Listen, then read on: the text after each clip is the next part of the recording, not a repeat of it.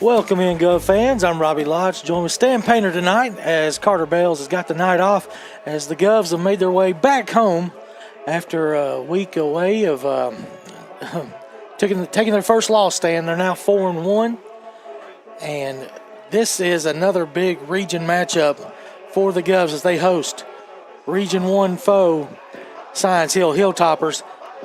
This is our Heartland Roofing pregame report. And we'll take it down to the field. Timothy looks like he's with the head coach, Robert Reeves. Nice to see you this week after not seeing you last week. What did you see from film last week that you want to improve on? We have to do better on the line of scrimmage. Defensively, we have to keep our pad leverage lower. That hurt us against this team past week. And we got to do it this week, too, because they have a big, strong, physical offensive line. Got to keep our pad leverage lower. Okay, do you believe in bouncing back from that game? Oh, absolutely. We've had a great week of practice. Kids energized. We can move the ball. We've done it all year. I don't think it's going to stop. We just have to eliminate silly penalties and try to do better on defense this week. You've talked about that, limiting penalties and also playing a full game. How have you practiced that? Well, we try to put some pressure situations in by trying to set up an environment of pressure. We have to make the kids respond to certain situations. With third and longs, giving them 3 plays, get 5 yards or 10 yards. But, just really just being focused, coming out, and trying to make practice fun, enjoying it. We lost the game, but we played hard. So if we play hard and we lose the game, we lose. I don't like it, but I'm proud of our kids. We fought. We were right in it to the end. Good luck, Coach. Hey, thank you. Thank you. Thank you. Great interview there with Timothy and Coach Robert Reeves. As always, those are brought to you by Tim Tipton, our award-winning realty executive realtor. Stan, good to see Robert back after last week. He took a bad spill early in the game as Cortez was rolling left, got late hit, and Robert got rolled up on and possible concussion symptoms this week. Wow. Yeah. And he had a significant limp we saw. Yeah, he took a pretty good shot over there, so, I'm glad to see him back on the sideline tonight. It's a tough deal for him over there, and I'm sure he was in a lot of pain as the game went along, and so he's right. William Blount's got to do better on the line of scrimmage, so, if they're going to have any chance to win this football game tonight against a pretty good football team. William Blount still controls their own destiny in the region. They've got 3 games here left in the region schedule. You got to think, win 1 out of the 3, and you're going to make it to the state playoffs. This is the Heartland Roofing pregame show. A+ rating by the Better Business Bureau and 5-star rating on Google. Give Nate a call, 865-323-5933. We're going to take a 2-minute break, come back with more here from Skip Murren Stadium. Mike Whitefield.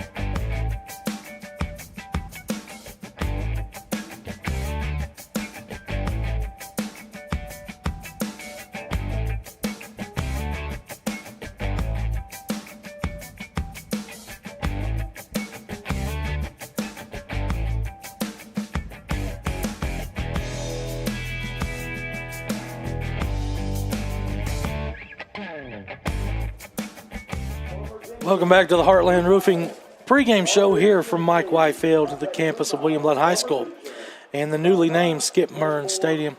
Pretty good turnout for that 2 weeks ago, Stan, as the Govs got the win there against Morristown East and got things started in this region with a 1-0 record. But last week they fell to West Ridge, as we'll bring up the stats with Stan now.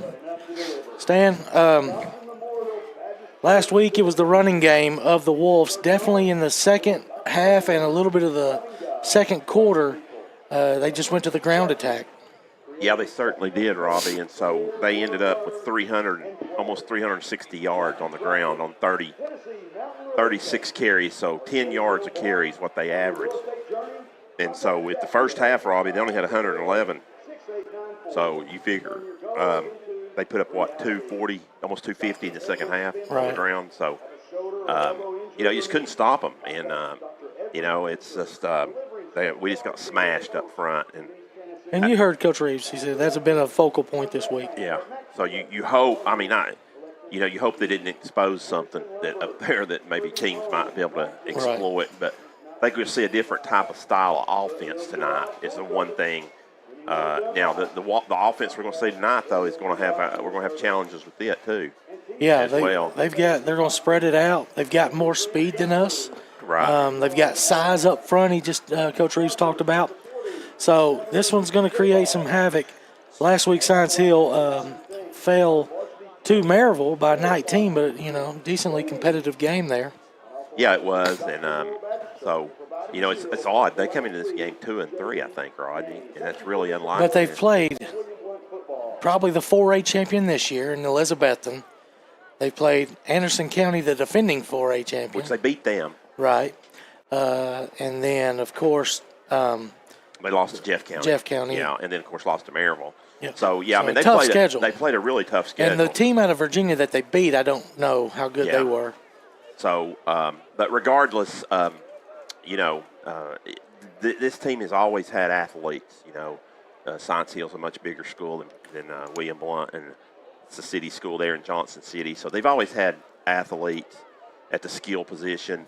And, it seems like – I remember this game, Robbie, last year, which we ended up playing them here last year. So I guess just kind of a quirk in the new scheduling is we got back-to-back games with them here, just like we got back-to-back road games with West Ridge.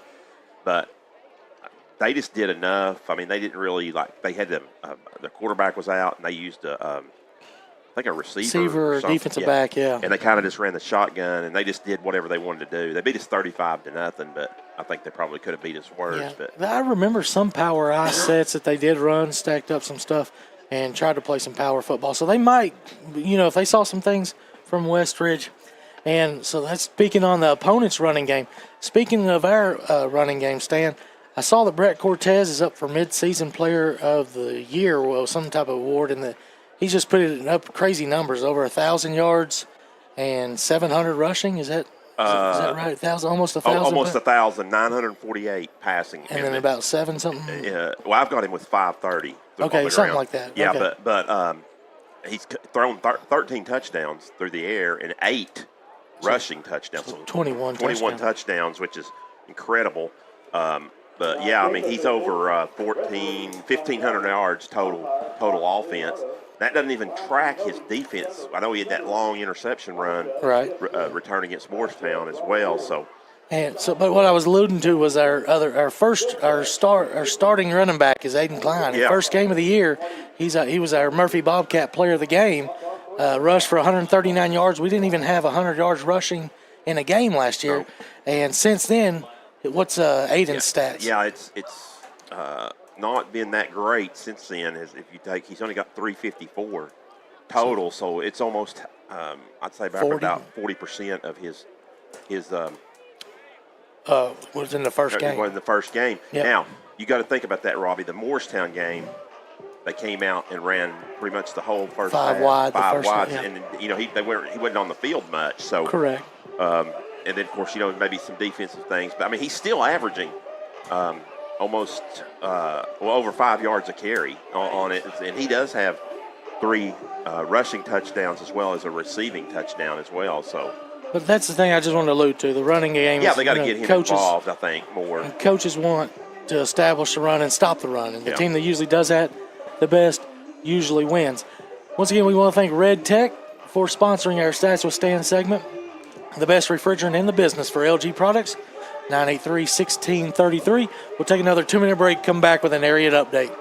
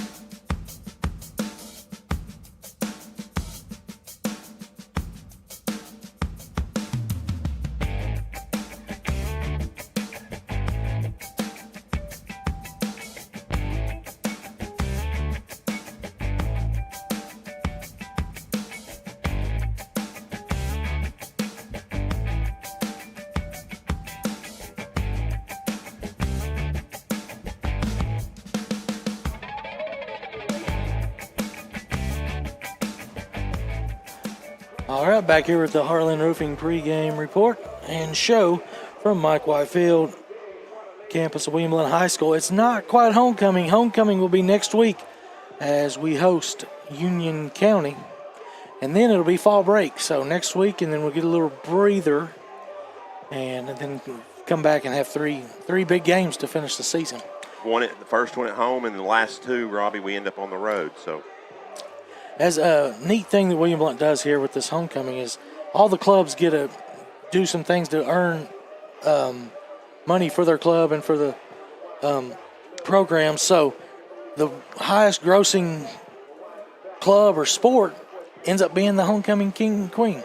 Yep, that's right. I think they have to give, I don't know, a certain percentage. I'll say, I don't know, just 25% goes to the general fund of William Blount High School, and then the rest they keep.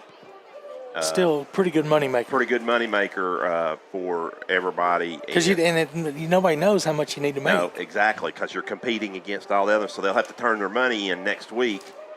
It'll all be counted, and then the queen, whoever that organization, they all sponsor a queen. So yep, it'll be chosen. As you'll see them down there in the end zone as they set up all their tents. So now the time for the area update. As we'll go over the region standings, as Jeff County looks like they got a codlock on it, Stan, 3-0. But, things can still change. But they're setting up top 3-0. William Blount, Dobbins, Bennett, West Ridge all come in at 1-1. Then Science Hill and Morristown East are over. Yeah, and I think doesn't Morristown and Morristown East is at Dobbins, Bennett tonight. So you figure they're going to Morristown's probably is going to definitely be one of the teams that does not make it, and so we just hope that William Blount is one of the teams that gets in. So we got to get another win somewhere, either tonight or. And that's the part where I said we control our own destiny. Yeah, and so that's just to get into the playoffs. Of course, as you said, Robbie, we control our own destiny. So we can still win the district. And we can host. Or the region. Yeah, host. We won out. A playoff game. And so. But Jefferson County is definitely, I think, in the driver's seat, as they only have, William Blount and Westridge left on their schedule. Yeah, So that sounds right. So we play them the last game. So they've beat 3 teams already out of 5. So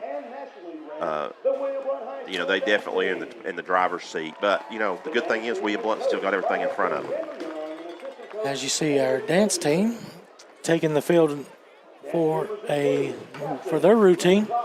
Y'all can watch them as we talk about the games. So tonight, we mentioned Morristown East is at Dobbins Bennett and Westridge against David Crockett. So that's a non-region game. And, of course, the game here, Science Hill and William Blount. So we'll see a little bit. It'll start shaping up a little bit here in the next coming weeks. Other games in the area that we'll look on the Gov Nation scoreboard.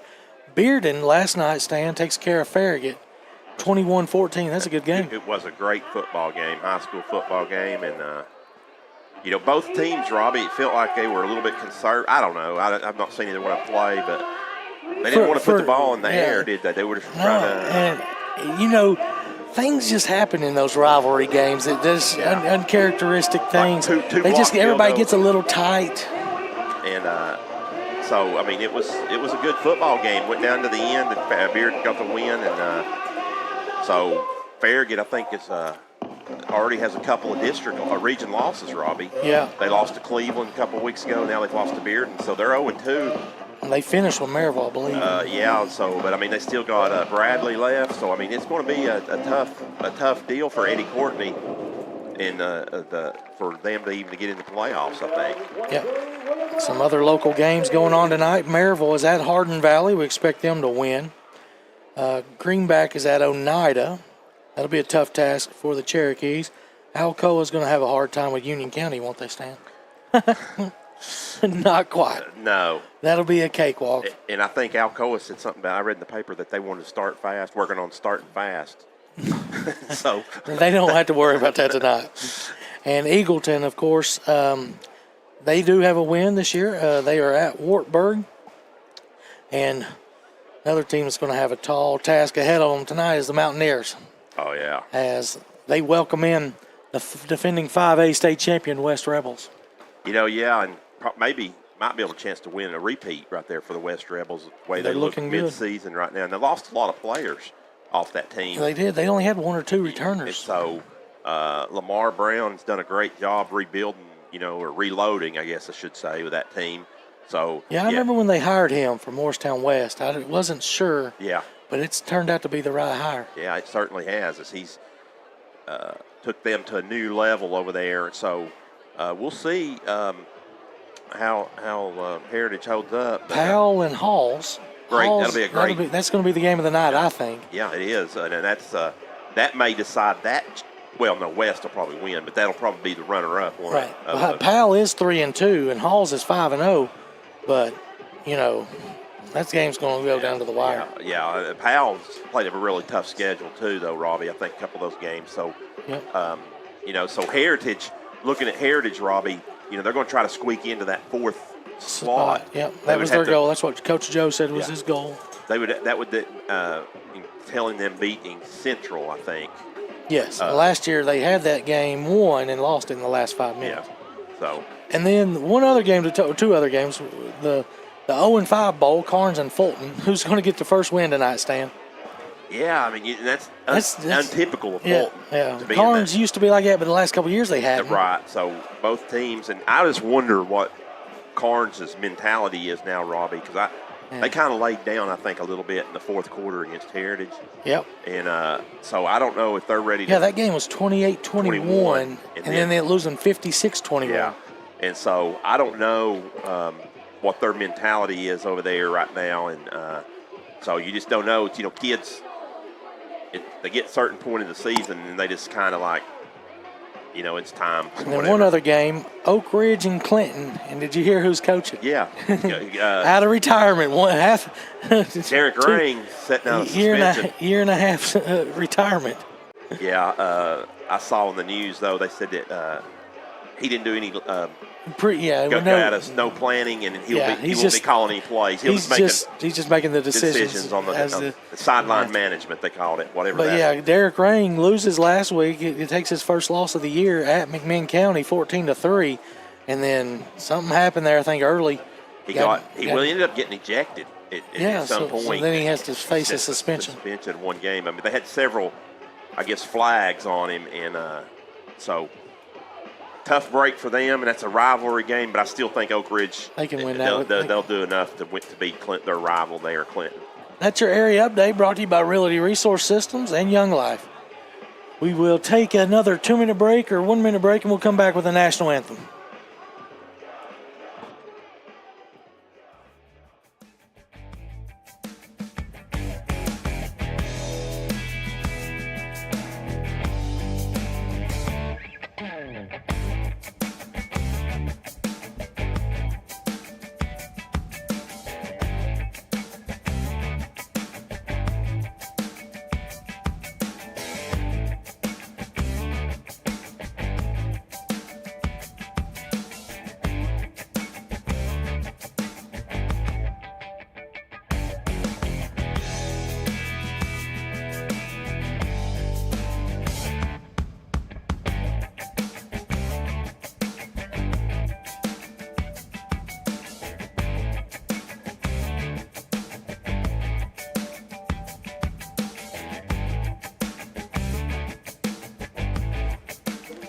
All right, we're back here as William Blount Jr. ROTC will present our colors, and the band will play our national anthem. Give it to Mike Brewer, the public address announcer.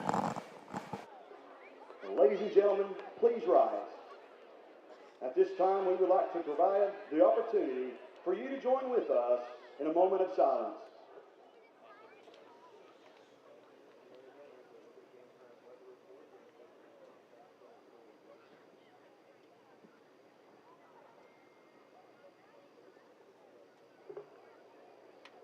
Thank you. Please remain standing as this evening we honor America with the playing of our national anthem. Performing our national anthem this evening is the William Blount High School Marching Band under the direction of Noah Tootin and Deidria Tankersley.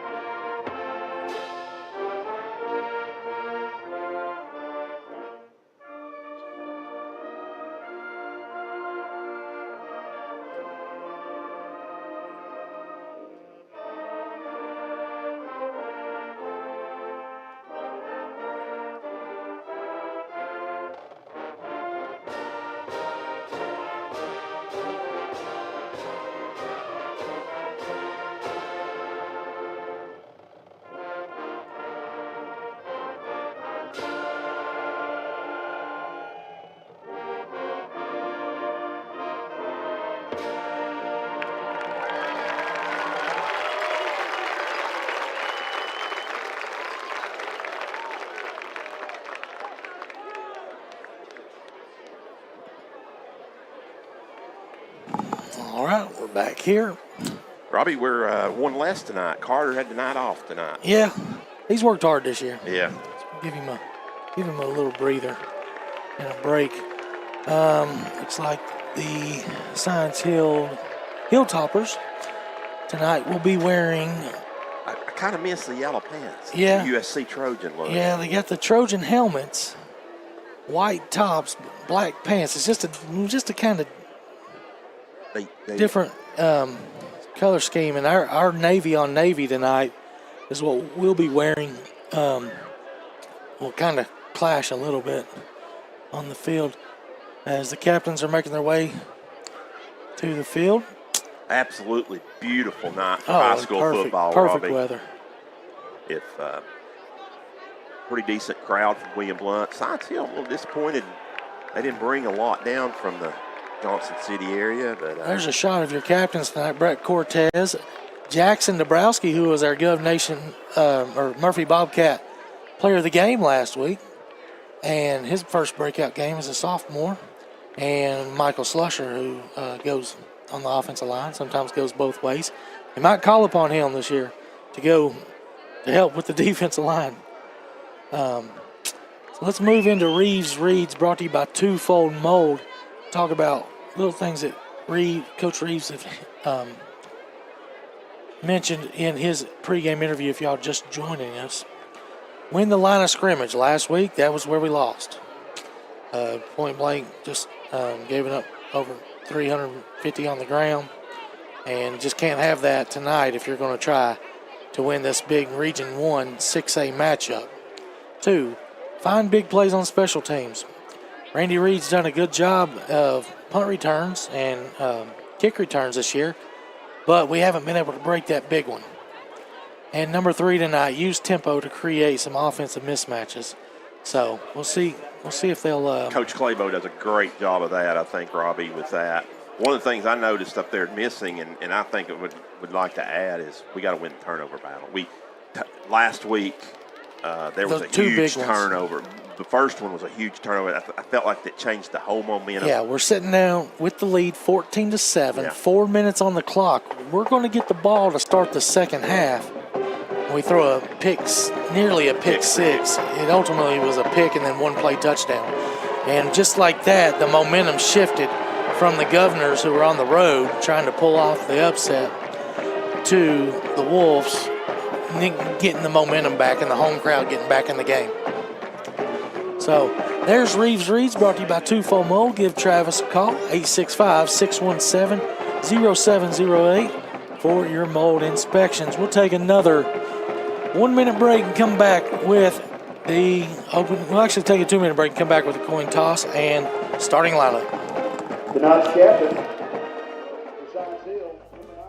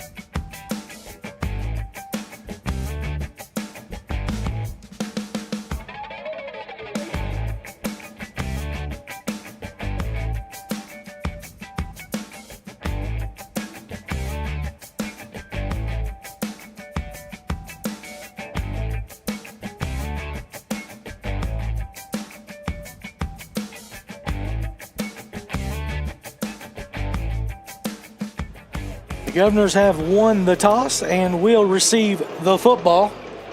And they'll be moving left to right, away from the sun, away from the church, as it's going to set on the Hilltoppers here in the first quarter. Starting lineups tonight brought to you by Genera. Here come your Governors. They're 2023.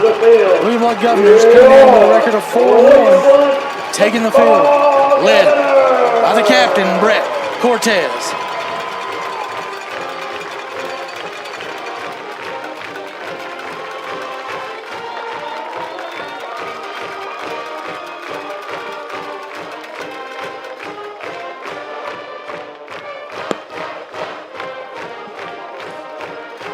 Starting offense tonight, since you'll see it first, quarterback Brett Cortez.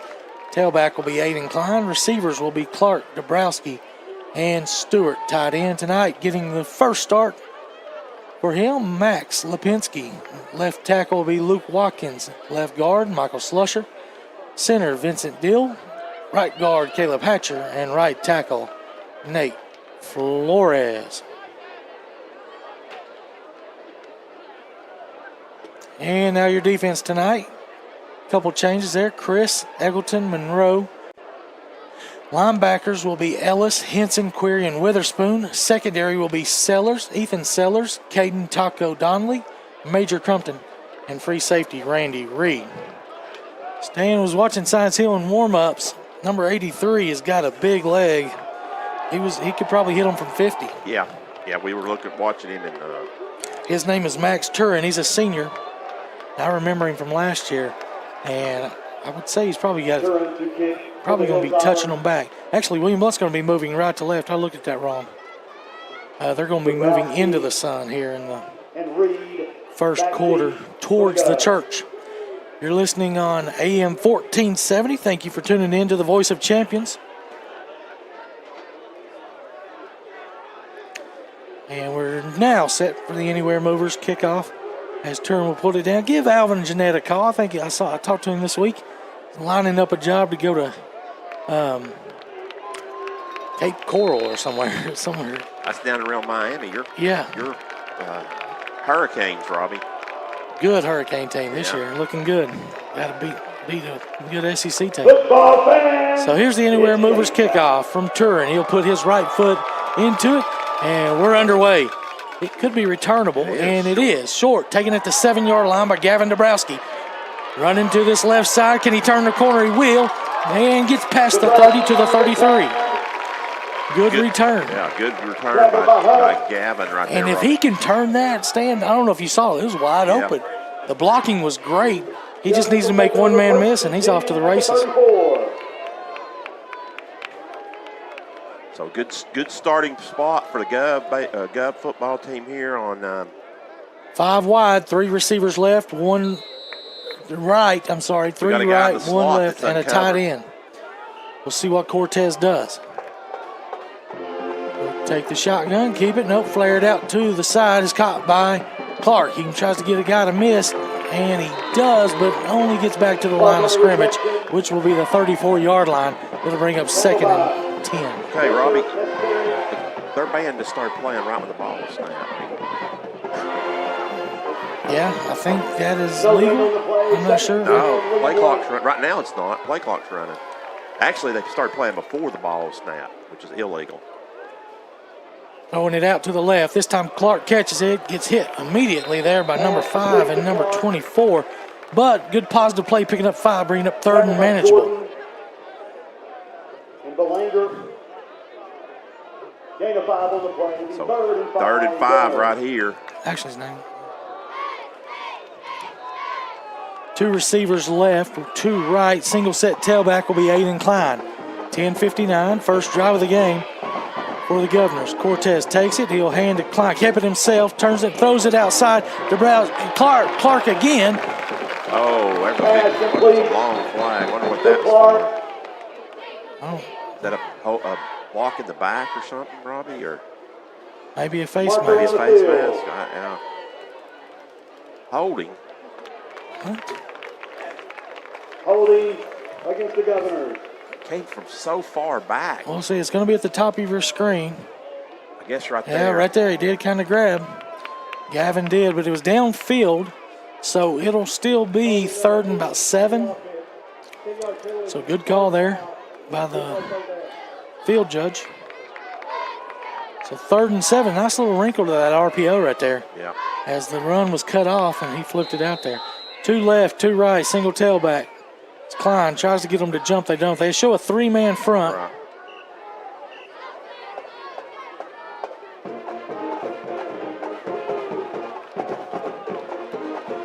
Now with 20 on the play clock, Cortez is set.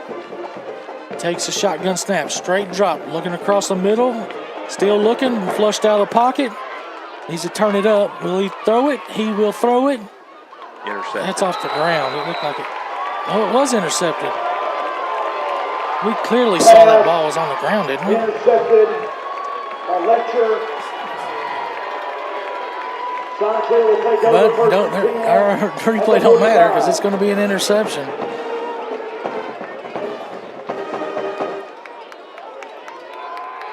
Can't tell. But he says he got his hands under it. But nonetheless, first turnover stand. We talked about winning the turnover battle. gives Science Hill a short field here at the 45. 10:15 to go, first quarter.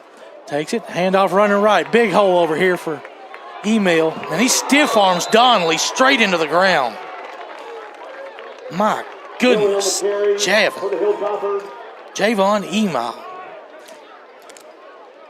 Yeah, that was a Derrick Henry stiff arm, wasn't it? Your quarterback tonight will be Spencer Taylor. Came in relief the other night at Maryville and showed some spurts. Same play running this side. Email again. Taco tackles him nicely this time, but he comes up and gives a first down signal on a gain of 8. So it looks like Robbie, they're going to try to run right at us. Gain of 7. Second. They probably looked at that Westridge film and said, Taylor's got 3 receivers left, 1 right. He'll go to the right, and it's caught there by number 17. That's McGann for a first down. Their second of the drive down to the 22-yard line. Ball spotted at the 22. First and 10, Science Hill.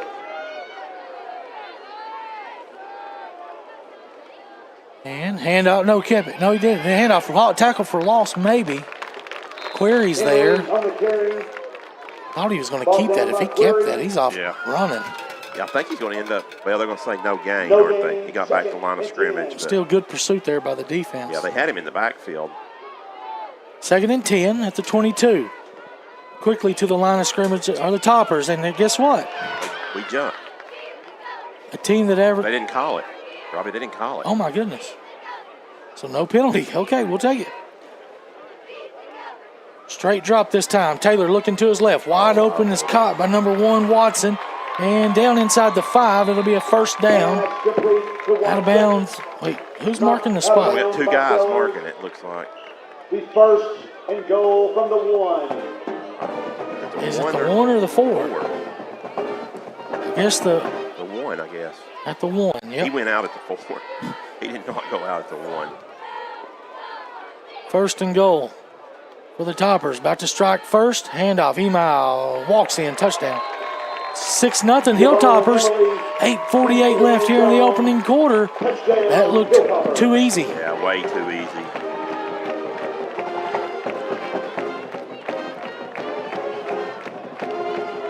Just really off balance, Robbie. It seemed like they could throw it or run it 32 on the through the air, 24 on the ground. But extra point up. Looks good. 7-0. Hilltoppers will take a 60-second break.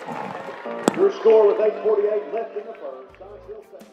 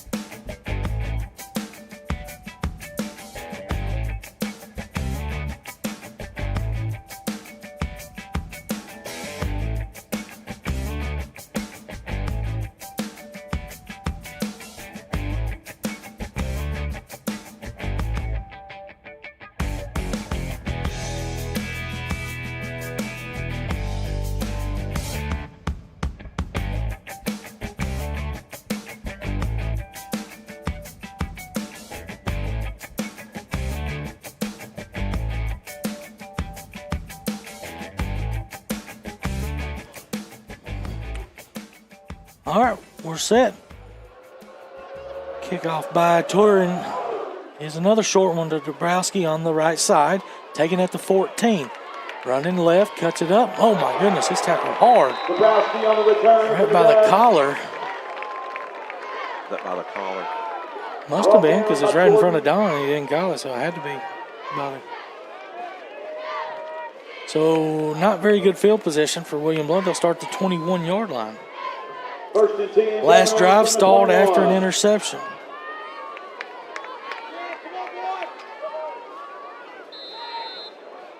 5 wide, 3 receivers left, 3 receivers right, 1 left with a tight end eligible Lipinski. Cortez will flip it. No, he fakes it. Now he's running up the middle. Cortez. And gets positive yardage on first down up to the 26, giving 5. Pick up a 5. They'll quickly go with some tempo here. They're subbing out or snap the ball. Same play, running to the right. Stiff arm, Brett gets wide and tackled after a gain of 2. Cortez once He was again down. Ball came loose, but he was down. on the keeper. Why, if we're going so fast, why didn't we go super fast and catch them with 12 guys on the field? Because they had a guy subbing out.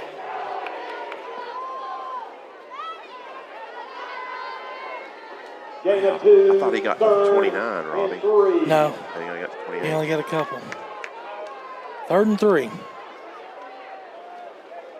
Shotgun snap. Cortez looking to his right.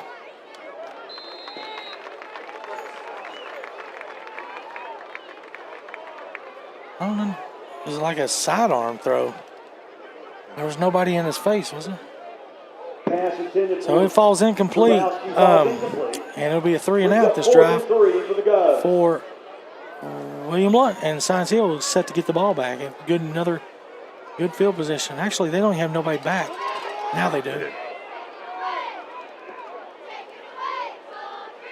4th and 3. Snap is good. Cortez will bomb it. High spiraling kick, going to be fair caught. Drop it.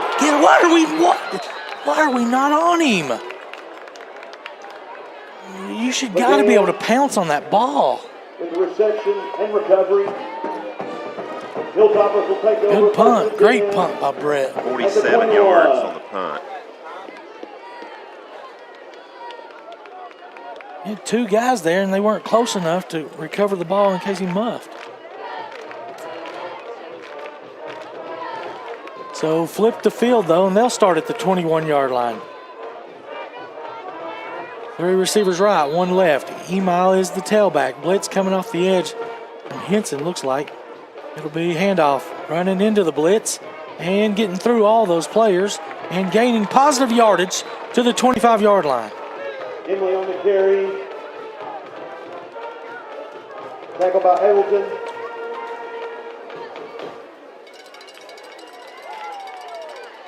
It brings up 2nd and 5. Give him 5, Stan. Yeah, he's a good-looking back, isn't he, Robbie? He's just Gain of 5. bouncing off 2nd and guys. 5. And Hilltoppers. if we don't tackle and wrap up, it may be a long night.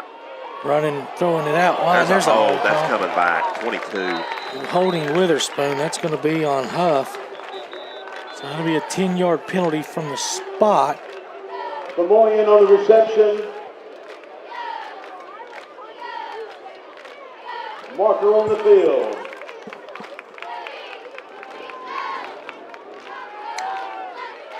Replay's a little choppy tonight, but we'll try to get them worked out. So I guess that's going to be.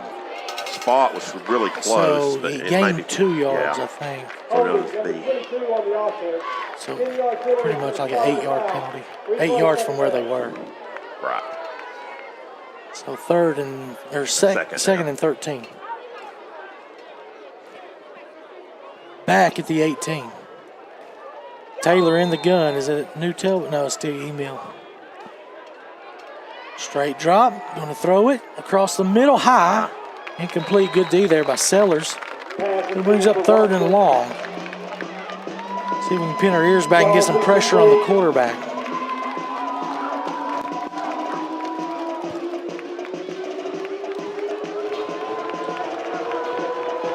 See, I don't understand the rule that the state has because we've got the 3rd down music, but the play clock's rolling. When the play clock's rolling, you're not supposed to be playing. What we were told. But Taylor stepping up, right going here. to throw it out of bounds. Good chance to make a big play there. As William Blount had a couple guys there, just the ball was just outside the outstretched hands of Emil. And it'll bring up a punting situation, so good stop by the William Blount defense. With 6:40 left, opening quarter, William Blount will get the ball back, trailing 7-0. Punter tonight will be necessary. Am I reading that right, Stan? I believe it's. Is that What number is he? 6? Yeah. Necessary. They're going to necessarily need a punt, aren't they? We may have movement right here. Somebody flinched. It looked like 43. Oh, no, or the timeout. Marker on the field. No, it's a penalty. You see the flag? Oh, it has to be a delay of game. Or do we have 12 guys in formation? Oh, gosh. And Don's telling Jeff to get off the field. 1, 2, 3, 4, 5, 6, 7. Illegal substitution, 12 men in formation on the defense. Yep, 12 in formation. 5-yard penalty. It'll still be 4th down. 4th down. But, Stan, I've alluded to it all year. Yeah. The penalties for this team is just crazy that they average 10.5 penalties a game. Mm-hmm. And it just continues to show. Yeah. And that's just, I don't understand that, Robbie. In the 6th game of the season, how did you end up with 12 people out there? Somebody's out there that shouldn't have been out there. Reed's got a chance to return this one. He'll catch it at the 40. Goes straight ahead, breaking the 1 or 2 miss. And still on his feet and being tackled out at midfield. Still on his feet. Randy Reed. He's just tough as nails. You win some games. You have 11 Randy Reed. You're going to win some games. 10 Govs from the 50. Pretty good punt. 42 yards on the punt, Robbie. But the problem was for Science Hill, it was a low 10-yard return. So, yeah, some type of somebody's pads are below. 19, I think, is going to have to come out because his knees or pads. showing. Yeah, you got to have your knees over or pads over the knees. It's a point of emphasis. We've seen it all year. 1st and 10, setting up shop at the 50-yard line. Short field for the Governors. Stacked receivers, 2 right, 2 left. Single set tailback is AK. Take it. Straight drop for Brett. He's still in the pocket. Oh, my goodness. Got to get out of it. Needs to get rid of it. Oh, boy. Now he's reversing field this way. He'll throw it. Oh, boy. Oh, good job of getting out of the pocket and getting it past the line of scrimmage. Cortez. Pass incomplete. Bring up 2nd down and 10. Describing that play to the radio listeners is probably Yeah, not good, was it? no. He was in the pocket, just kept reversing. He probably went back 20 yards. 20 yards, yeah, and then threw it. Had to throw it 25 to get it to the line of scrimmage. 2nd and 10, handoff Klein, his first carry. Not much room there, gets 1. Klein on the carry for the Govs. Actually, it might be a 2nd carry. No, it's his first. Okay. Tackled by Yeah, the other Mark. one was an RPO. He pulled. Under 6 minutes to go. Science Hill leading 7-0 here in the first quarter. William Blount with their 3rd possession of the game. Haven't been able to move the ball. Are we in 2-down territory, Robbie? Depending on what we get right here. Probably not. I think you saw the defense just getting a stop.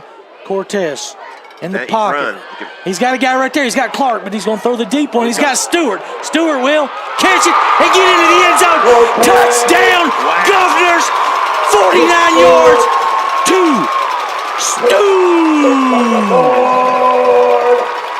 Hunter Stewart. Yeah, Robbie had a couple guys, had a guy short and then had him long. He got behind the DB and put it right on the money. Those are just plays by Brett Cortez, keeping them alive. Great blocking by the big guys. And William Blount's an extra point away from tying this up at 7-7. Cortez to hold, Clemens to kick. It'll be Henson snapping tonight. The hold by Cortez and the high snap, but the kick is down and the kick is up and good. Good job there. As it's 7-7, we'll take a 60-second break. With 5:29 left in the first quarter. William Blount 7.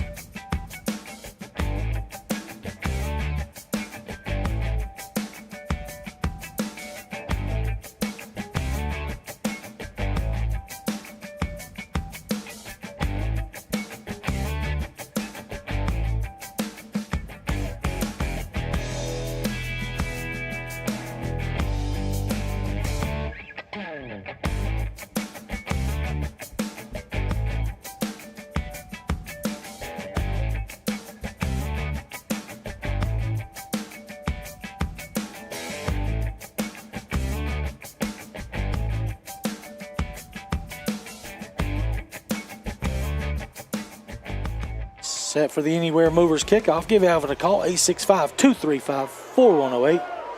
And a good kick this time. Could get on the ground and in the end. Nope, Email will take it back at the 3-yard line. We got him hemmed in. Can we tackle him? We can at around the 25. Good job, good kick, good coverage. On the tackle. And Yeah, Robbie, that was good because you're right. And, of course, I didn't want him to carry the football, but they did a good job of hemming him in on the left, the science field sideline over there, Robbie. I actually kept him before back to 24, so we'll take that any day of the week. yeah, somebody like that. 3 receivers right, 1 left. We need another defender over here. Well, yeah, it's 3 on 2. They'll just flip it out there to Famoy, and he loses his footing. Gets positive yardage. 9 yards. Yeah, he's going to get close to another first down for the Hilltoppers. Like I say, it's 3 on 2, Stan. They get a block, and the safety has to come over there in a hurry. But you got to stop the run game, too. Yeah. 5 minutes left here, 7-7. 2nd and 1.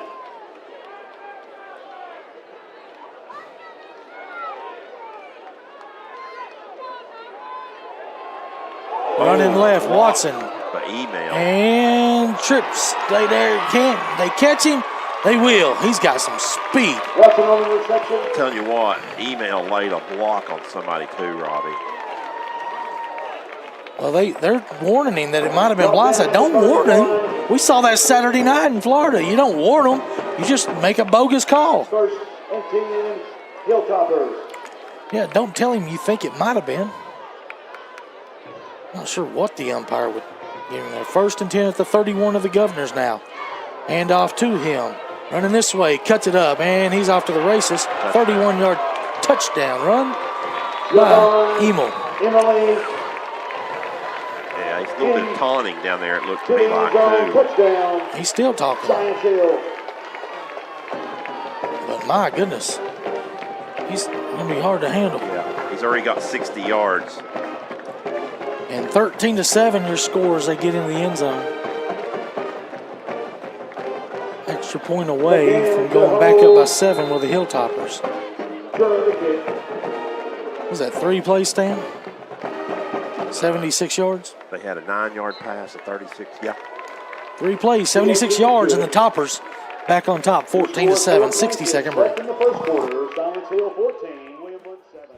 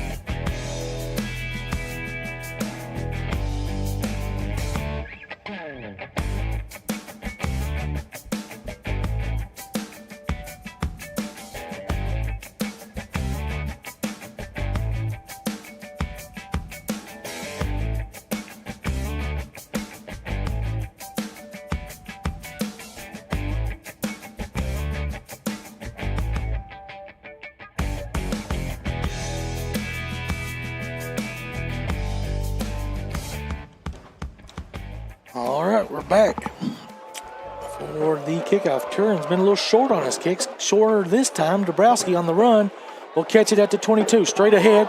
Avoids the first guy, but not the second guy. So field position about the 30-yard line for the Governors.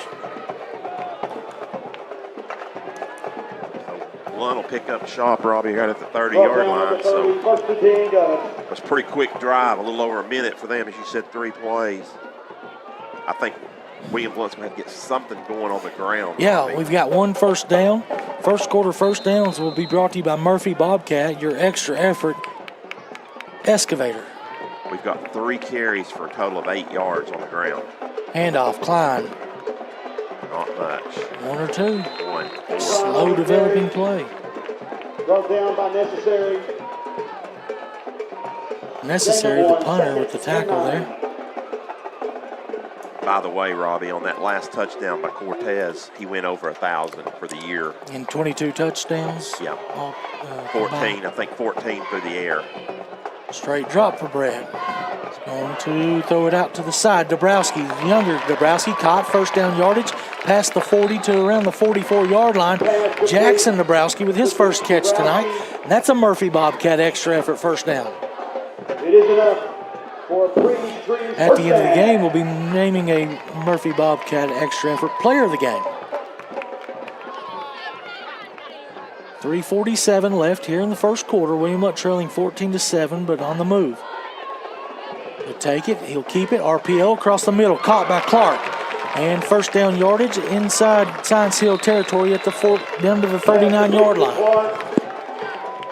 It's another Murphy Bobcat first down, and the Govs are moving with tempo here with 3:30 left in the opening quarter. Clark's third catch already of the night.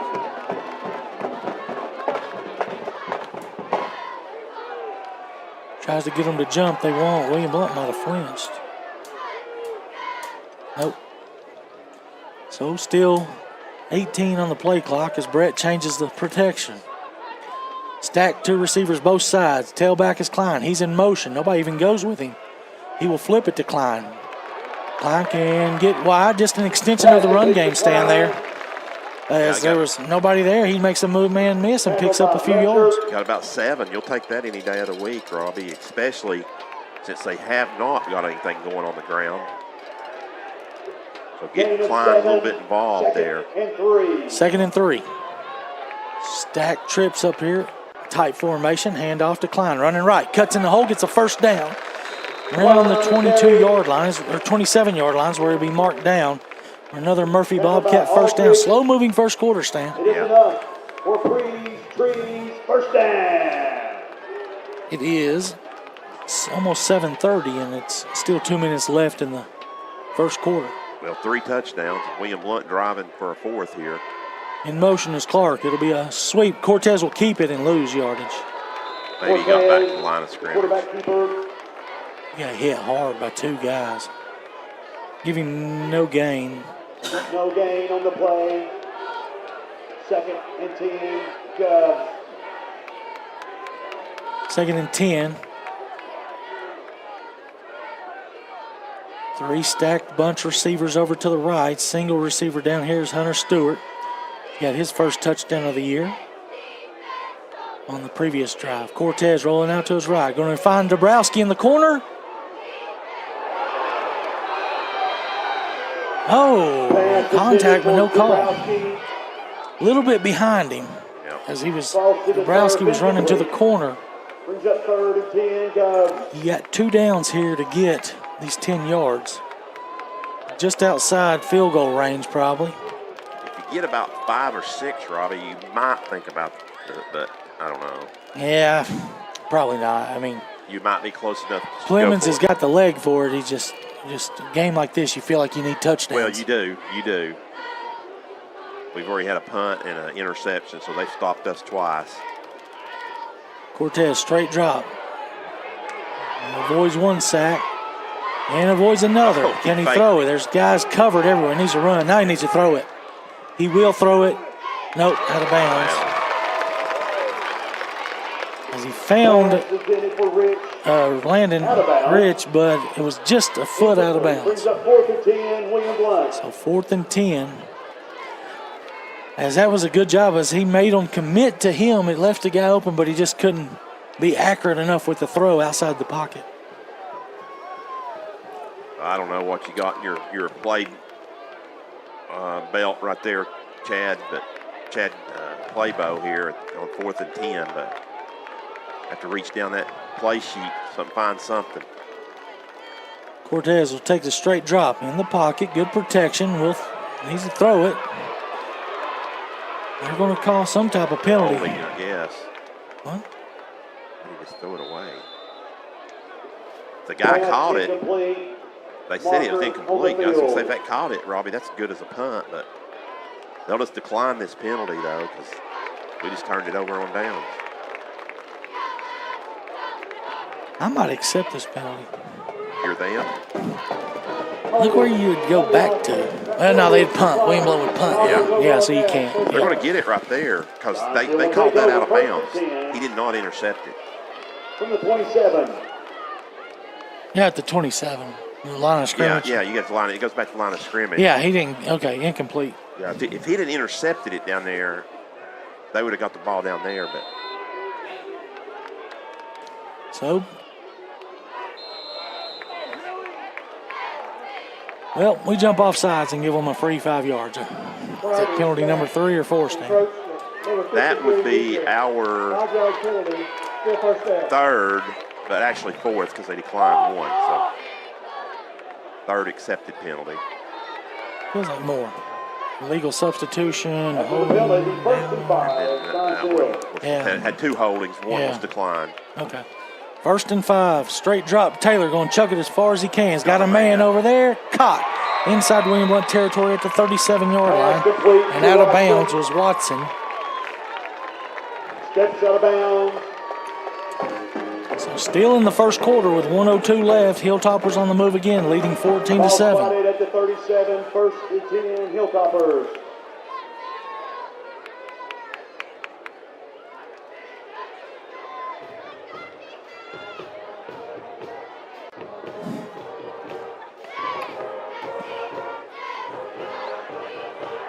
Changing the play now. 10 on the play clock. He'll take it. He will hand up. Yep, hands the email. Oh, he fumbled. No, he didn't. That was something else. I think that was the William Blount guy going backwards, Robbie. When he hits you, I mean, he hits you with force. He gets 6. My goodness. I did see his towel come off. I was thinking it was a ball, but it was just a towel. 23 seconds left. Gain of 6. In the quarter. Split tailbacks this time now. Straight roll out here. Throw back. Going to throw it as far as he can. Single coverage out of bounds. No, short. So 10 seconds left. It'll bring up third down in about 4 or 5. Give him 4. Call it 4. Pass intended for Mathis. Incomplete. Coverage that time there by William Blount was number 15, Schultz. It's pretty good coverage, Robbie, on that. Yeah, not much place to throw it. He's got to throw hard pass. That's one where they just try to keep him asleep and nobody picks it up. But William Blount showing pressure. They will, but he gets through there and for a first down for the Hilltoppers. And that'll do it for the first quarter of action. William Blount will go into the second quarter trailing 14-7. We'll take a 60-second break. Ball spotted at the 24. First and 10.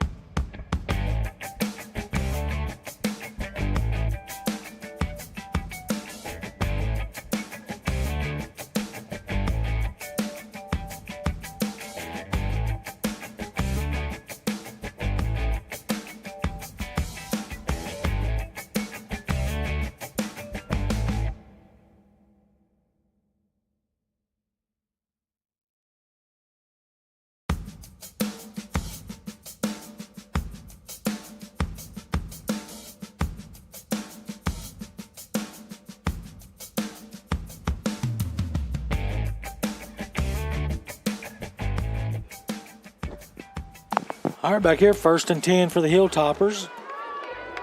At the 23-yard line, Taylor looking to the sideline. Play clock still not started. they don't even have the back judge. Is not even back there yet. All right, now we're ready. Taylor, straight drop. Looking across the middle, will through the hands of the receiver, and Randy Reed all over him. Incomplete. Good coverage there, but Huff could not come up with it. Good D. Randy Reed is covering. Dobbins Bennett 21, Morristown East 0, 5:33 left in the first quarter. Ouch. Westridge 16, David Crockett 0. And Heritage Georgia beating Bradley Central 9-0. Thought you was going to say Heritage beating West. And Maryville on Hardin Valley 21-7 early. Powell and Hall 7-7. Handoff. Nope, quarterback kept it. Darius needs to make a tackle, and he does. Great run. Could be a Red Tech sack if it's behind the line of scrimmage. It's right at the line of scrimmage. Tackle by Brooks. We'll still give it to him. They'll give him a sack there. Darius Brooks No gain. making his effort for the extra effort defensive player of the game tonight. West and Heritage. West 13, Heritage nothing. Big third down, Robbie. Got to hold him to a field goal right here. 3rd and 10. Pressure. Gonna be caught. Never mind. Touchdown. Watson. On an island over there. To Watson. Into the end zone. Put Jackson Jones on an island with Touchdown, Hilltopper. They brought pressure. And that left. 20-7 now after that touchdown. Pass. Covered 23. It's going to be hard to stop them, and you got to keep the foot on the pedal. Hold. Turn the kick. Robbie, when they brought that pressure, that left man coverage over there, and it just a great move by Watson. Extra point return is good. We'll keep it here as we go over some scores, some other scores. Left in the second. Science Hill 21. William Blount 7. Chucky Doak on top of Cotton County, 3-0. Chucky Doak has not allowed very many points this year. Anderson County 28, Carter 0. Wow. Cleveland 6-0 over Red Bank.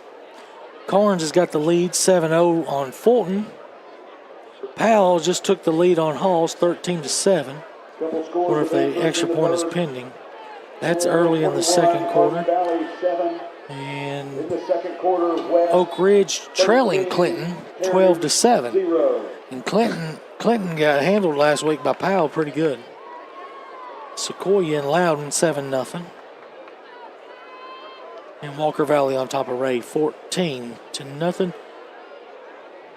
That is your Gov Nation area update. Robbie Watson has 4 catches for 111 yards already in the touchdown. Science Hill's only thrown for 131, so he is Taylor's favorite target. And it's almost like a two-man game between Emil and short kick again, Watson. going to be taken by Reed at the 23-yard line, straight ahead. And Reed almost broke it. He squirted through there. Reed on the return for the Govs. Not sure why that guy is pushing after the play. He was just getting blocked. Number 9 wanted to pick a fight, looked like. Good field position right here, William Blount. Our second best starting field position. 39-yard line for a critical, Robbie, drive here for William Blount early in the second quarter.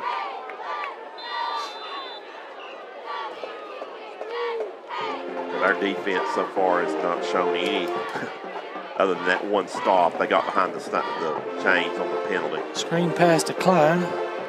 Shut down quickly after a gain of 4. Looked promising. Actually, about a gain of 4.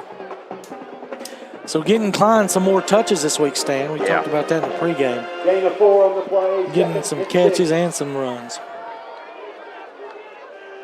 Here's a handoff to Aiden. He's going to put his head down and get handoff. Klein powering his way. Give him a couple.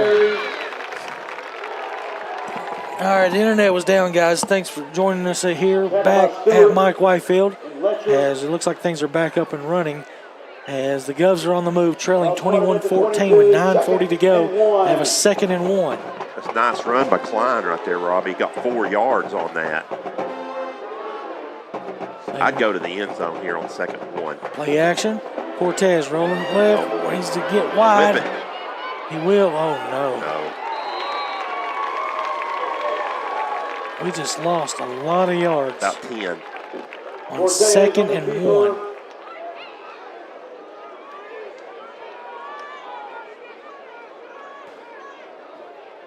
I thought maybe he could kind of just Loss flip of it 8 on toward the play. receiver. Even if he flips it out of bounds, Robbie, Yeah. it would be a and 10. down. So now it's 9-yard loss, so 3rd and 9, 3rd and 10 again.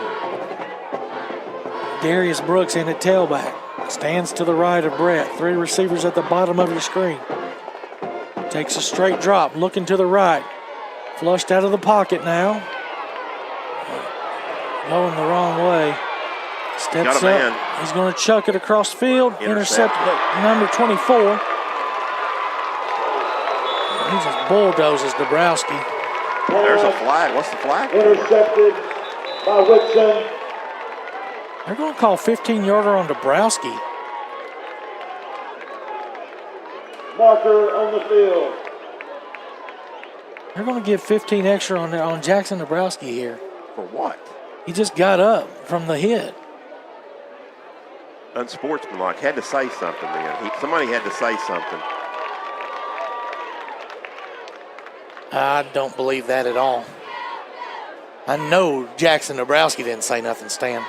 Well, it could have come from the sideline because it was right there. Unsportsmanlike conduct, number 8. I saw him look at him. He hit him.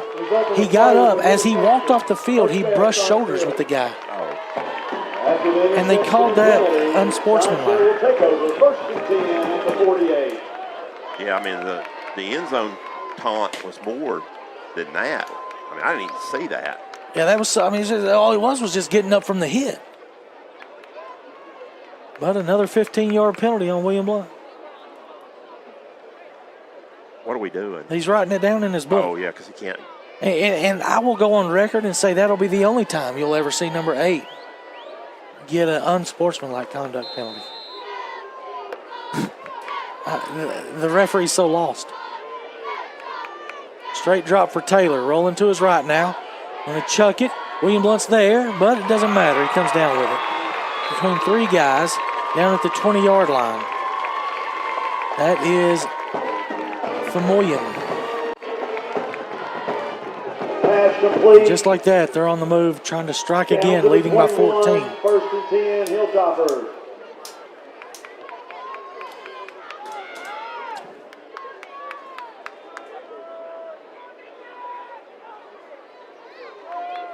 Try to get us to jump. We come across, but not all the way.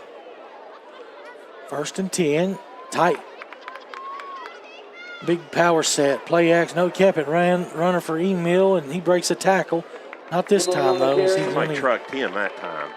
This time, I believe it was Eggleton. He was.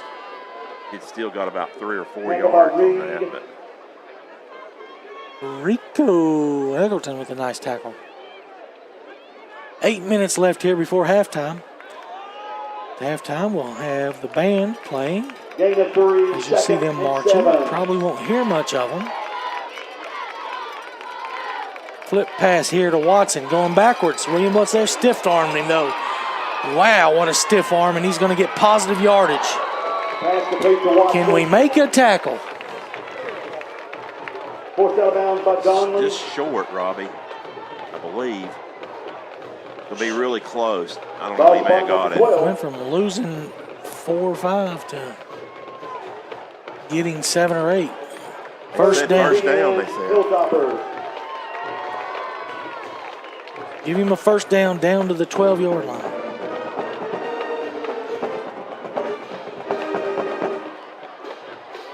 Their 10th first down of the first half here. Straight drop for Taylor going to the corner. Out of bounds. Good coverage by Reed. Pass intended. Please do that more. Incomplete. We beg 2nd you, and 10. Coach Carter. Please throw those balls.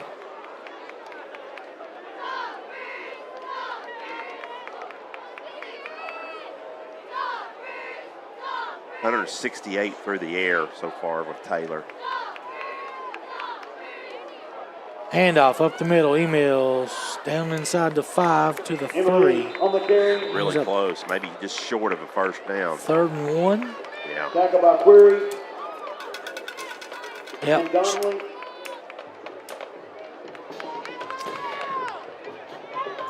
Ball spotted at the 3. 3rd and 1. Trying to go up by 3 scores now are the Hilltoppers. Under 7 to play here in the second quarter. Free first. Well, we jump again, but I guess we've got them off the line of scrimmage, Robbie.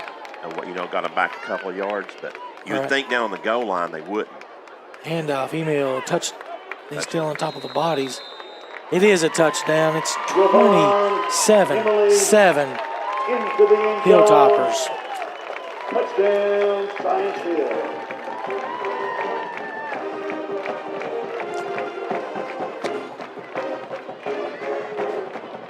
Same struggles from last week still occurring this week. Defense has got to find a way to get some stops. Definitely not as bad as it was last year, Stan. No. We gave up 46 a game. But these last 2 weeks is trending in that direction. Right.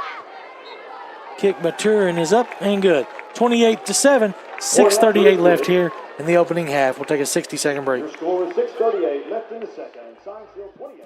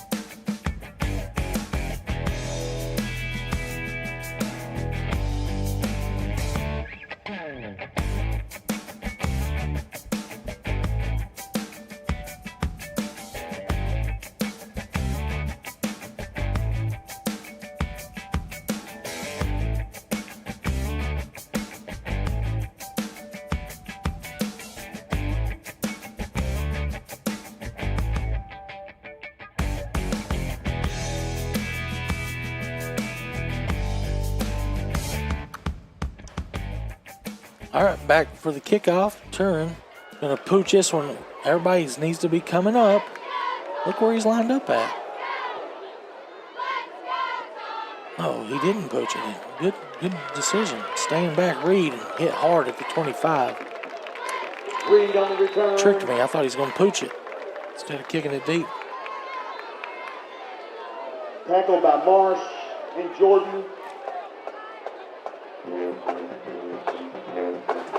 So, trailing by 21, all the momentum on the side of the Hilltoppers. William Blount, one long touchdown pass. Snap the ball. They got 12 guys on the field again. In motion is Klein out to the left. He'll flip it.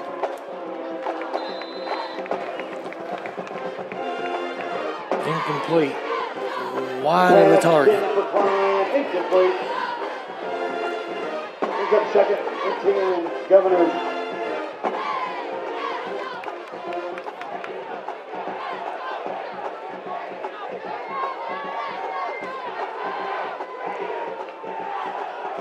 Second and 10. Cortez takes it. He'll hand to Klein. Following his blockers for a couple, maybe just one. Klein on the carry. Brought down by Marsh. Third down, Robbie. We need a first down. We got to keep. Gain Hold of on. 1. It's not been pretty tonight. 3rd and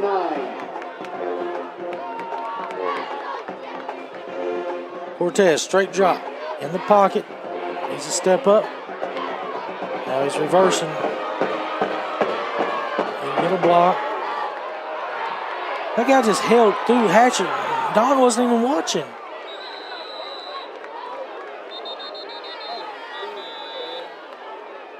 Hatcher's holding his knee bad. Knocked out of bounds. We're going to take a break on this one, guys. We'll come back. Here's 28-7. We'll take a break as they tend the 2 players down on the field. Timeout on the field.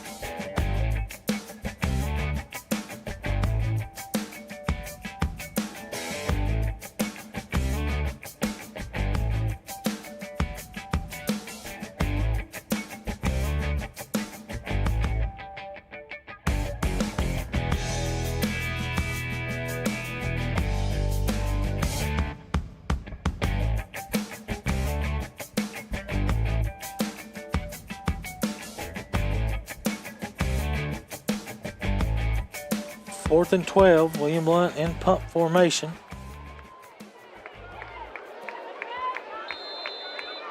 As both players made their way off the field, but they needed help. Cortez will get it. High spiraling kick, going to hit. Almost hit a defender. And takes a sideways bounce out at the 48-yard line. Punt goes out of bounds. Taz's best right there. Only 28 yards, Robbie. Not that it really matters so far in the first 18 minutes because our defense has stopped them 1 out of 5 times. Well, our offense ain't scored. Last week, you could say. Yeah. Of course, we had 2 drives, Robbie, that kind of stalled out down inside. I wouldn't really say inside the red zone, but close to the red zone. At that time, that was not good.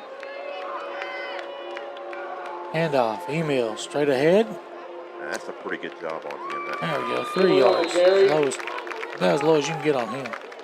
Tackle by Henson. Query. West in the second quarter up 34-0 on Heritage. Gain of 3. Powell and Halls. Powell 13, Halls 10.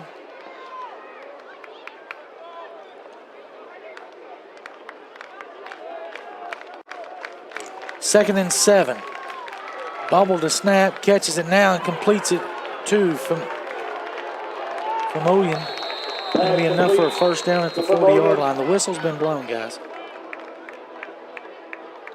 Ball spotted at the 40. First down at the 40-yard line for the Hilltoppers.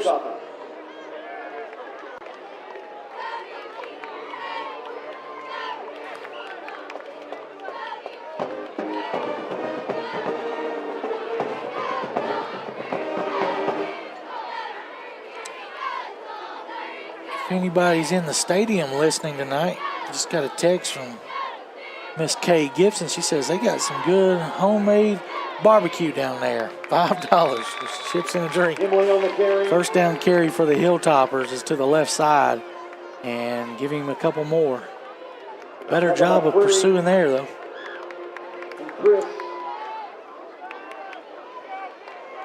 Yeah, Email is close to 100 yards at 96, Robbie. Gain of 3, 2nd and 7. Across the middle. Caught. No, he dropped it.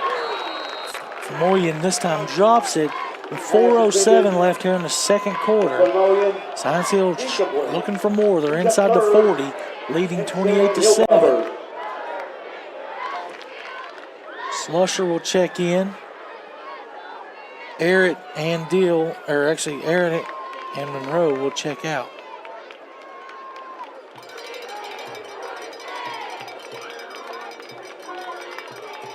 Two receivers right, 2 left. New tailback is number 20, Mathis, sophomore. Straight drop. Pressure there. Can Slusher get him? Oh my gosh. Is there? The 20 was there, so there was a receiver there, Robbie. But first time I've heard the crowd tonight. But we don't get him for the sack, and a good play there by Taylor. He's tried to dump it off to Mathis, the tailback, and I thought Witherspoon or Donnelly come up there and had a chance. Yeah, they did. As Mathis wasn't even paying attention. Yeah. So this is one of those plays where you can throw it at their feet. They're going to go for it here on 4th and 7. Yeah, they're in no man's land. Straight drop, rolling to the right. William Blount's got pressure. Timeout, Science Hill. Oh. This timeout's going to be brought to you by South Park Storage and Penske Truck Rentals at the end of William Blount Drive at 411 South. We'll take a 60-second break.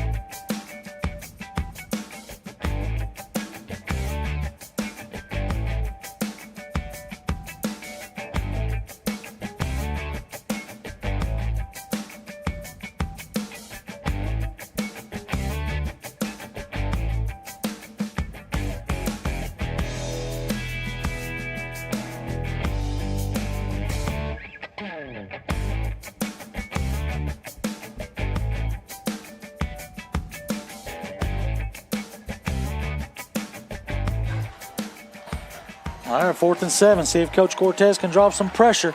Single coverage out left, throwing it out of bounds. Good coverage, good D. And the Govs get their second stop of the game. 3:50 left here, so no damage done after the short punt in the short field. Yeah, need some type of points. As the offense has got one, really just like a busted play is the only thing we've scored on tonight. 37.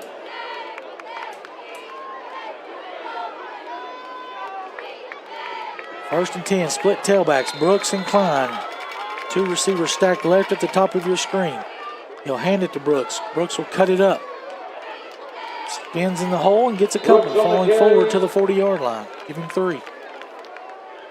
Robbie, we don't have, after that first drive, I don't think Cortez has not had a lot of time to throw. Of 3, 2nd and 7. Yeah, the routes are just not getting developed quick enough. Same play this time. Brooks running right. It's 4, and he's hit out of bounds. No penalty there this time by the line judge. We got 3rd and 3 at the 44-yard line. 3:21 to go. Yeah, stay with the run game here maybe. Yeah. Got a little something going. Feel like you got to get a couple of first downs here just to get to the halftime. Brooks cuts it up, gets the first down at the midfield stripe. It'll be a Bowen door service first down for the Governors after 3 run plays. Change of pace with Brooks right there. It's about 13 yards Robbie on those 3 carries. William wants 7th first down here in the first half.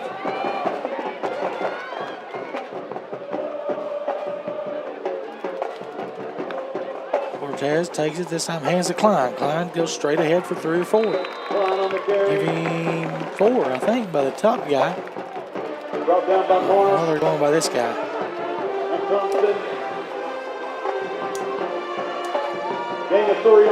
2:40 left. Good job of controlling the clock here. You don't want to give Science Hill a lot of time back if you do give it back to them. That and the fact they get the ball to start the second half. Brooks can turn the corner. He will step out of bounds around the 40. Really close. They're going to give it to him, Should be another first down. Yep. Yeah, Bowen Door making your best first impression, first down. Still staying with these split backs. Clock is stopped as William Blount takes it. Hands to Brooks again, running right. Needs to find a hole. Pushed into the town. Now that right there could have. Yeah, that was way more than what Jackson Dabrowski did.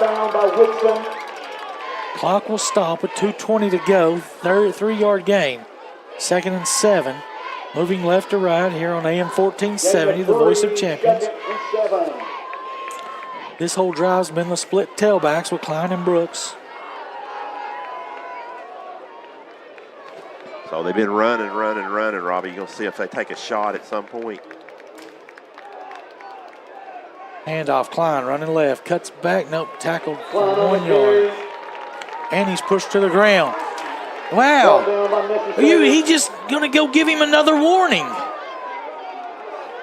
The umpire just gave this guy a warning. Gain of 1, 3rd and 6. I don't. Oh, Lord. I just can't believe. 2 down territory for William Blount. Klein again, straight ahead, gets a couple more. It'll be 4th and 3 or 2. There they got it. Now. Klein on the carry, marker on the field. It's got to be something on them. I mean, they keep hitting after the whistle, pushing late out of bounds. But we'll see. Hey, it's on them. Just a personal foul. Not unsportsmanlike. Number 9, we believe, grabbed the face mask of Caleb Hatcher on the last drive. Caleb Hatcher, good to see him back in. It'll be a first down after the penalty. A Bowen door service first down with 1:57 left. Let's keep the clock rolling here down to the 17-yard line. Inside the Print FX orange zone for the first time tonight.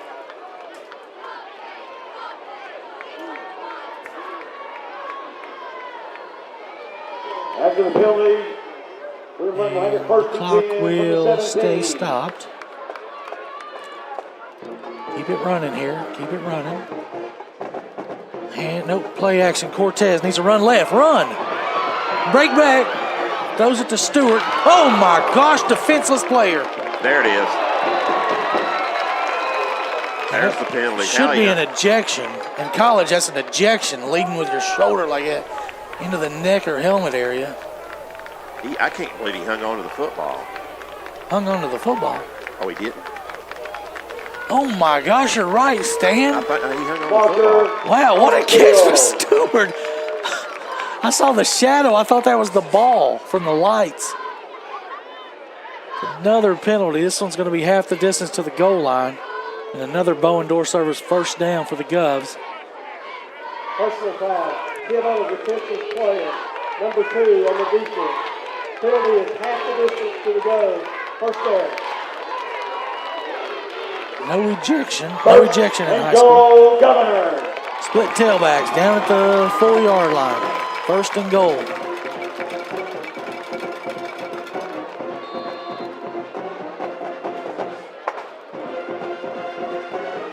Cortez will take it. He'll hand to Klein. Klein going to get one, maybe down to the 3. No gain. No Line on the carry. But that's fine. It'll keep the clock rolling. Yeah. Get the clock rolling again. Because when we score here, we do not want to have any time left for the Hilltoppers. Marsh on the tackle. They do get the ball to start the second half. Second and goal from the 4. They'll run this whole thing down. Time is not a factor. Cortez, they got miscommunication. Cortez turns the corner. Touchdown, Brett Cortez. Busted play, number 2. Touchdown, number 2 for Brett Cortez. Touchdown, Governor. Cortez hurt. Yeah, he's dinged up a little. He's been kind of gimpy the whole day. But he's got to get up and hold the ball. So he'll limp back over there. This makes the score now 28-13 with 1:02 left. Extra point pending coming from Clemens. Henson the snap. Cortez to hold. Clemens the kick.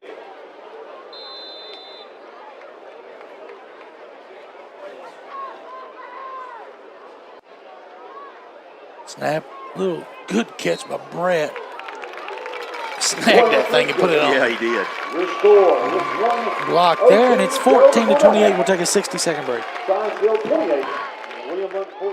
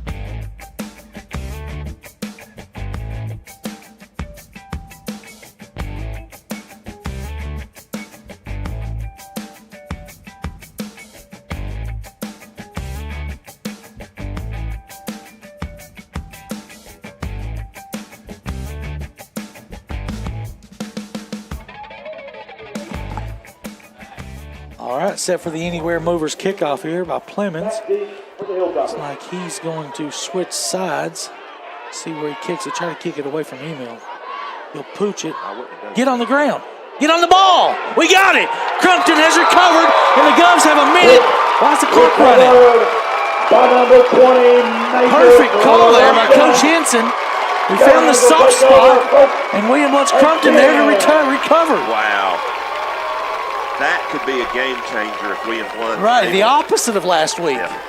If William Blount's able to capitalize. If we can put 7 on the board here. I just wonder about Brett, though, Robbie. Yeah, Brett does not at the look 34. great. Coming out. Oh, actually, he's going back in. I thought Jackson was getting ready to take the. Yeah, Jackson's in the backfield, but it's going to be Cortez. Coach Clayville might need, I don't know, it's hard to say. 5 wide, 3 receivers left. Now he'll flip it to 3 receivers left, 2 right. He can't run. He'll take it, straight drop. Needs to do something with it. He's going to take off running almost. He's out of bounds, thankfully. He almost intercepted it. It's going to be a sack or a loss of 3. Back to the 30. No, only a loss of 2. No, it is going to be 3. Well, where are they spotting it? 37. It is a 3, I think. Okay, yeah.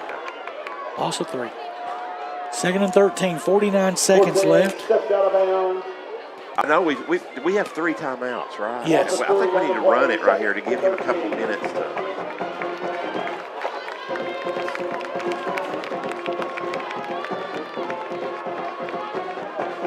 Cortez will throw a crossing pattern. Caught by Clark. And struggling up. Timeout. This timeout going to be it's about a gain of 6 and back to the 31. This timeout going to be brought to you by East Tennessee Insurers, your local independent insurance agency. Stan, needed a timeout there. Yeah. You got 2 more. You got 39 seconds.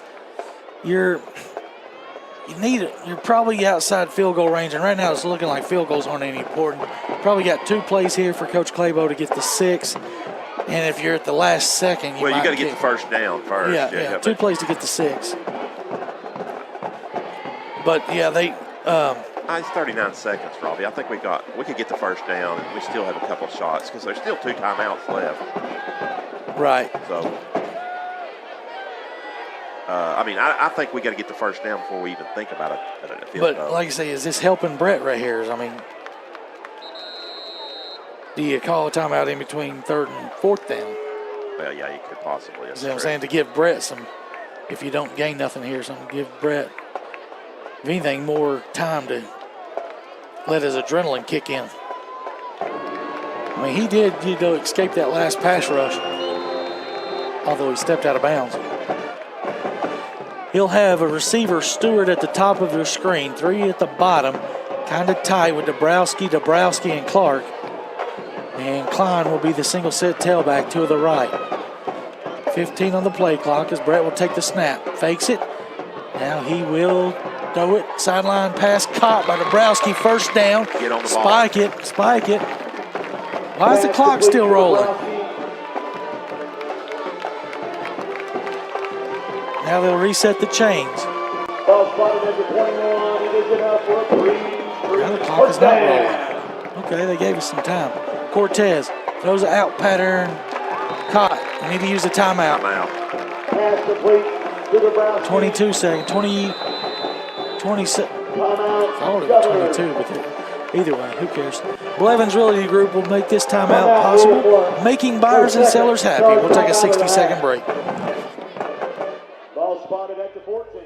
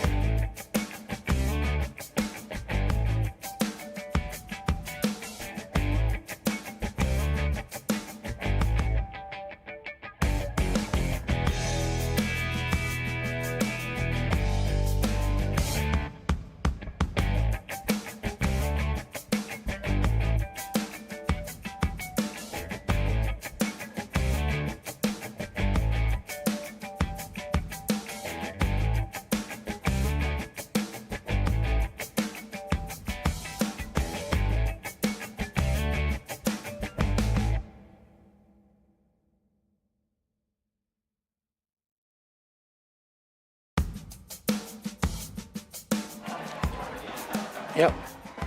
All right, we're 2nd and 3 inside the Print FX orange zone. As Cortez has 2 receivers, now 3 to the right with Klein to his right. 1 timeout left in the bag. 20 seconds left. Klein will take a handoff to Klein straight ahead. Still on his feet, down at the 5. Spike it or timeout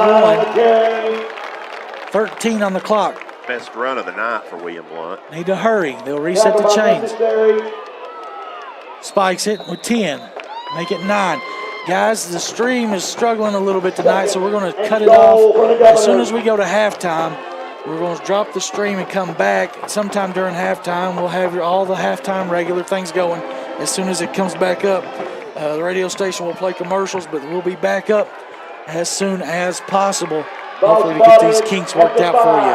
9 seconds to go. Timeout still in the bag for the Governors. 2nd and goal at the 5. Timeout Science Hill now. This one brought to you by Circulation Station. Relieving pain with technology. Get 3 free treatments when you tell them you listen to the Truth Radio. So, Robbie, we got probably maybe 2 shots in the end zone here. And then Yeah, and you can still, the run is still in the play because you got the timeout. Yeah, that's true. So this has been a great improvement from what we've seen in the time management from game 1 to game 6, Stan. I'm telling you, because a couple of those times, that Carnes game was crazy at the end. Yes. Coach Claybo and Coach Reeves here have done a great job of controlling this clock and got this situation to hopefully cut this down to a 1-score game right before halftime. You can hear the new speakers sounding crisp and clear tonight if you're at the stadium. Or if you're over on Allenwick Boulevard. 3 receivers left. 1 right is Dabrowski at the bottom of your screen. Tailback will be Klein. We will see what Coach Claybo has with 9 seconds left before intermission. Cortez in the gun. He will take the snap. Quick, need to get rid of it. Oh no, this is going to do it. 4 seconds. Oh no, he's got to make a play. He'll throw it out of bounds, and that'll do it for the first half. As we talked about time management, it ends up dooming William Blount as they get stalled out at the 5-yard line. Your score at the half, Science Hill 28, William Blount 14. We're going to cut the stream off and come back as soon as possible, guys.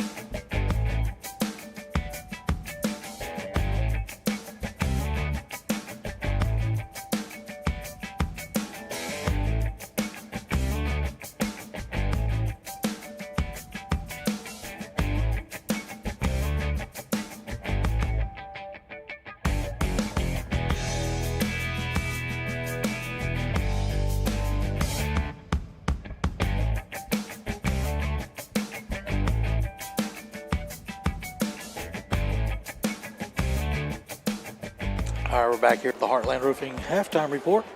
As the Govs trail 28-14, Stan, you have the scoring and the stats from the first half.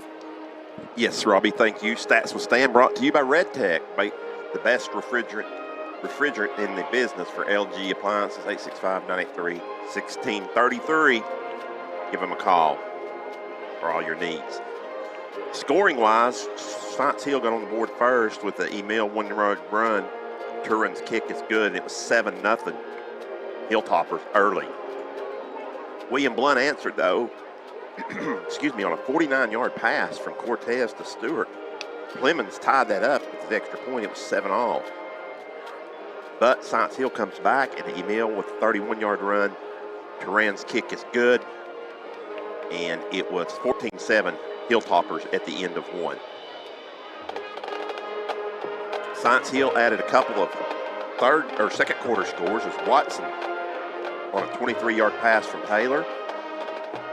PAT was good, 21-7, and then Emil with his third touchdown, a 3-yard run, and it looked like it was going to be all Hilltoppers at 28-7 at that point. However, William Blount was able to get on the board with a 4-yard run by Cortez. Clemens' kick made it 28-14. Blount got the outside kick but drove to the 5 and was unable to score before time ran out, which could be a big factor going forward in this game. And that's where we're at. Science Hill 28, William Blount 14. Statistics, first downs, 12 first downs for each team. On the ground, William Blount 23 rushes for 54 yards. 14 rushes for 14 rushes for 96 yards for the Hilltoppers.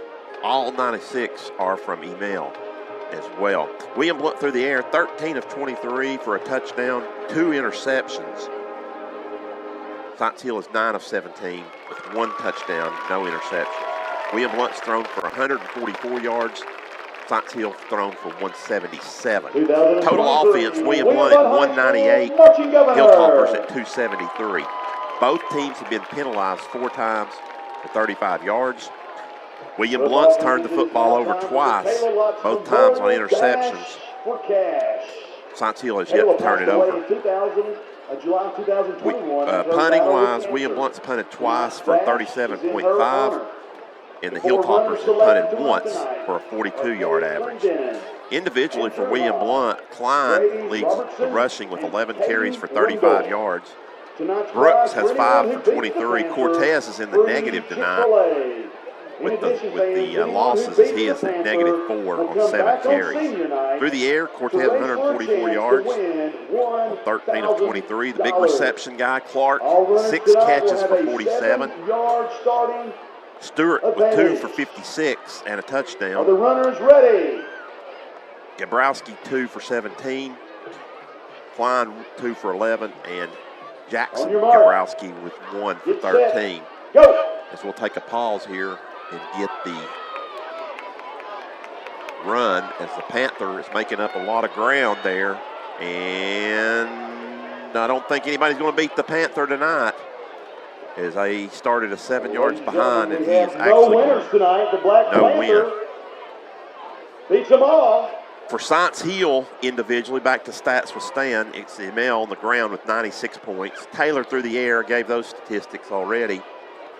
9 of 17, a touchdown, and 177. Reception-wise, Watson with the big guy, the big reception guy right now, as he's caught 5 balls for 117 yards, and he has the touchdown. The other reception is Famoyan, who has 3 for 49, and then 1 catch for McGann for 11. So once again, your halftime score is Science Hill 28, William Blount 14. We'll be back in 2 minutes with the pick section.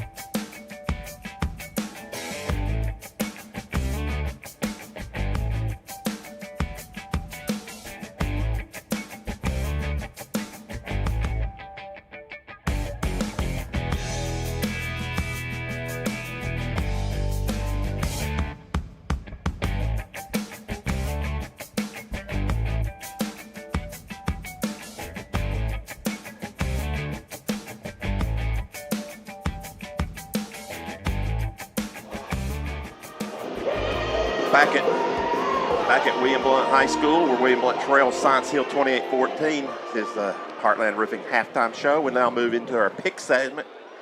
College Pick'ems brought to you by Red Tech. Best refrigerant in the business for LG. You can see the standings there, right there, as Tyler and Timothy are tied with the lead at 15-8. Richard is at 14-9. Lucas at 14-9. Robbie and Carter at 13. I've got 12. I came out of last place. And Brad has dropped into last place at 10-13. And I've got Brad on with me tonight. Bringing up the tail, guys. Bringing up the tail. So Brad, our cameraman, does a great job. We're getting a little airtime tonight here on the pick segment. So we'll move on into our picks this week as the first game up. Now, this is against the spread. And Tennessee is hosting Texas San Antonio, and that spread is 21.5. And so, Brad, I'm going to let you start off with your pick. You know, after last week's showing by the Vols, I just really think the coaches have lit a fire under their butts. So I wouldn't be surprised to see Tennessee win this by 30 or more. Okay, Brad's going to go with Tennessee. It wouldn't matter who Tennessee's playing. He would pick Tennessee regardless. Like you're playing the Chiefs, he'd pick them straight up. So anyway, Brad's going to Tennessee. I'm going to concur with Brad. I want to give the Vols one more week to show me something. And if they don't cover, because they're going to win by 22 here. I don't know. We had that line earlier, 20.5, so I don't know. So regardless, it's up to 21.5 now, but I think our line was 20.5, so 21 will cover it. We'll probably get some disputes on that because we have some people taking Texas San Antonio. But I'm going to go with Brad. I think Tennessee's going to win that football game.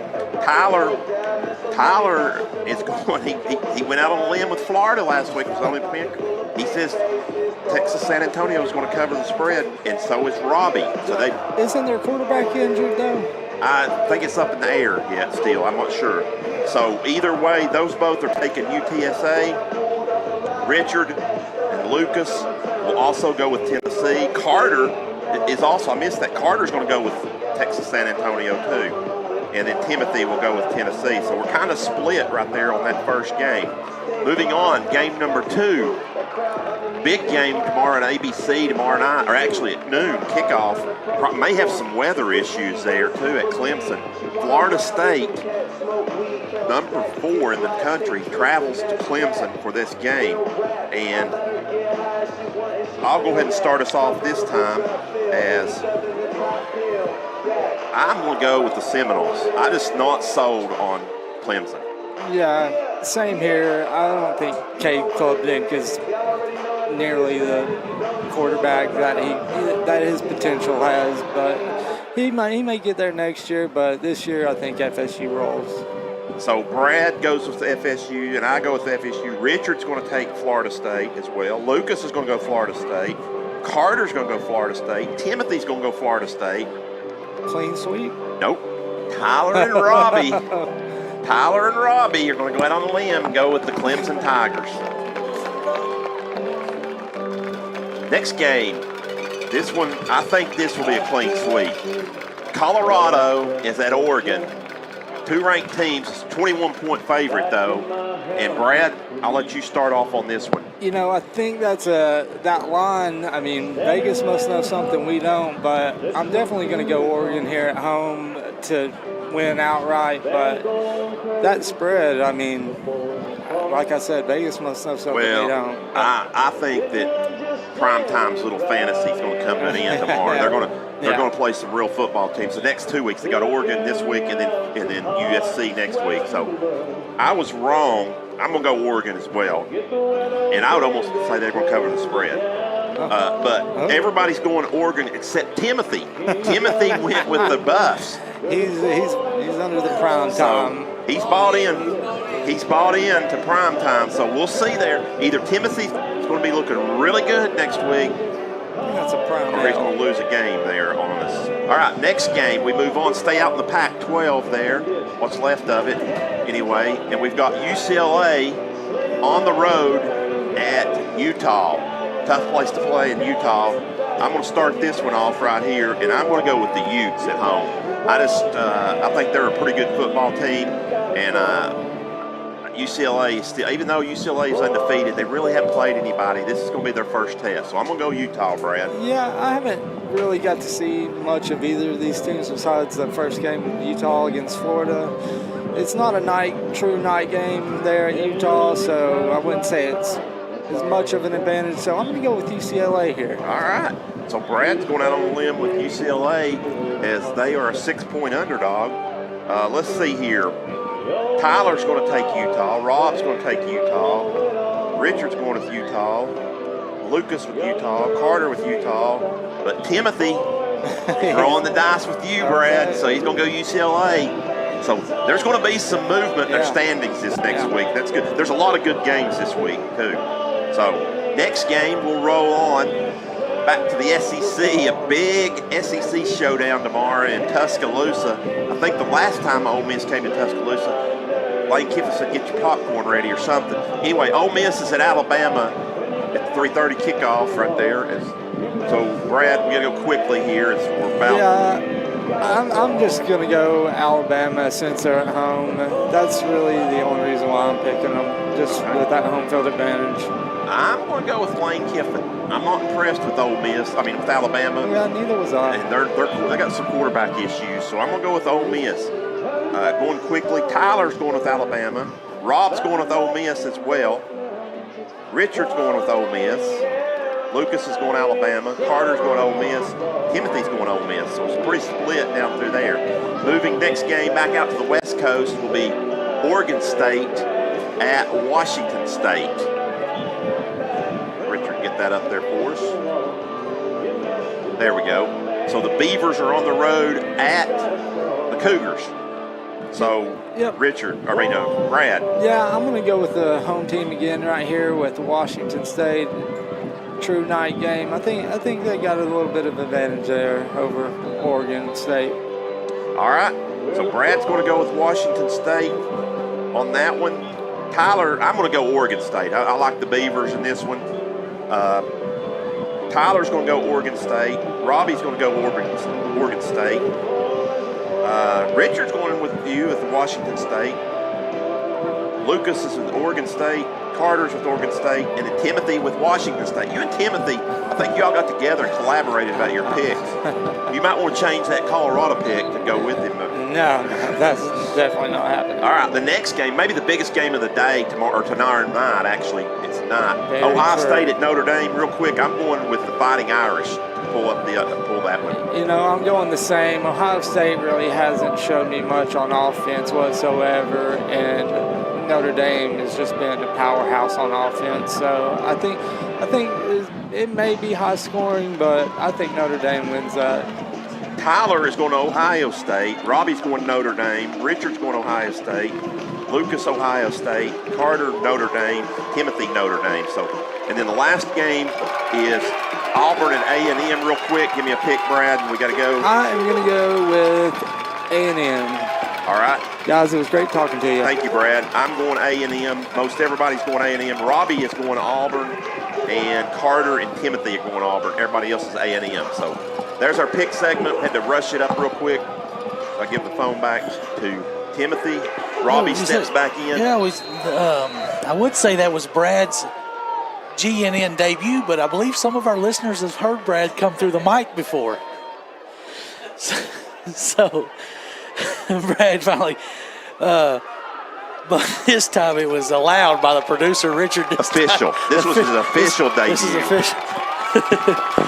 Some scores: Dobbins Bennett up 31-0. Westridge up 37-0. Shocker here: Austin East 33-6 over Pigeon Forge. Carnes still 7-0 over Fulton. Maryville 28-7 over Hardin Valley. West 34-7 over Heritage. Powell goes up 10 late. 20-10 over Halls. Greenback on top of Oneida, 8-0. An old rivalry, not the same as it used to be, but still. And then Alcoa, of course, 35-0 at the half over Union. Clinton still leads Oak Ridge 18-17. And Hickson against our Week 9 opponent, Saudi Daisy. Hickson leads 21-14. 12 minutes set on the clock. We're set for the Anywhere Movers kickoff here for the second half as Science Hill will get it unless William Blount tries to pull some type of shenanigans like they did to end the half. This time it'll be a little bit deeper. Going to be taken at the 15-yard line by one of their guys. I believe it's Watson, and he's knocked out of bounds. So good coverage there. Giving him up against the sideline. Man, Stan, that was a tough way. The momentum in the stadium, just everybody shaking their heads as I went down to use the bathroom. It's hard to see that, Just something blew up there on that play that caused Brett to retreat. And I really would have liked to seen a run play there, up the middle with 9 seconds with the timeout left. It's easy to second guess, Robbie, but so regardless. Handoff, Emil hit hard, spins out of the tackle, but now finished off. He's hurt. Donnelly. He gets up. Banged him up, and he's just a little stinger. Yeah. But Henson had him, and then Donnelly had to finish him off. He dropped his helmet. He went straight to the sideline. I think it's his hand. You think it's his hand? I thought first. So give him 3 yards, 2nd and 7. Now you'll have to bring Mathis back in, the sophomore. He looked a little shaky there on his first drive. Here's a handoff to him, straight ahead, not much. William Blount's got good pursuit. Look at all those helmets, Stan. Look at all them white helmets. That's a really good spot. Give him 2 or 3. Gave him 3. He didn't get close to there, did he? Didn't look like it unless the skirmish was there. Anyways, 3rd down and 3 or 4. Call it 4. 4, really. Chance to get a stop off the field early here in the 3rd quarter. 10:22 to go. Somebody needs to cover one. Somebody find Watson. Time the blitz perfect. Can we get there? Blitz coming. He's going down. It's a red tick sack. Guess who? Rico Eggleton. That's going to be a -9. The corner blitz was timed perfect there, but picked up well by Mathis. And it gave Eggleton a gap to come in, and he squirts right through. Watch him. Bam. He is a beast and only a sophomore. So got a chance to get some good field position here as necessary. Standing at his own 11, 12-yard line to punt. Reed stands at his own 45. Snap is a good one. The kick is rugby style away. Reed will fair catch it nicely at about the 48-yard line. So William Blount will have another short field. 9:27 left here in the 3rd quarter, trailing by 2 touchdowns though. And Brett Cortez will come back out and lead his troops. As the last drive, see if we can get that bitter taste out of our mouth. It's got the same formation that he started that second to last drive with, that they scored on before the little pooched onside we recovered. 1st and 10 goes. Cortez, play action, keeps it himself, nowhere to run. Nope, lost a yard. Cortez on the keeper. So he's going to lose a yard there. And Stewart. Lost the point on the play, 2nd and 11. I didn't get the total. I was down. What was the total yards each team first half? Robbie, it's not that far off. 190. That's what I thought. Klein's going to get a handoff here, get the lost yardage back, plus about 3. So we'll bring up 3rd and 8. William Blount had 198, Robbie, and Science Hill had 273. Okay. So that's bad. The turnovers there gave them that. Cortez will take it. He'll hand to Klein. Straight ahead, turning his feet, staying on top of the body. It's going to bring up about 4th and 1, maybe a half. It is going to be a full 1. 4th and 1. No, William Blount will go quickly. 4th and 1. Try to get them to jump. They won't. So 4th and 1. See what Coach Claybo wants to run here. All guys in the box. For Science Hill, all at the line of scrimmage. Take it. It will. Cortez keeps it. Can he get wide? He will. He'll get the 1st down and go out of bounds wisely at the 35. That's a good read there. It was blown up in the middle there by Aiden was blown up. And Brett pulls it out of the belly and gets the first down of the second half. This one is a Blount partnership where careers and education come together.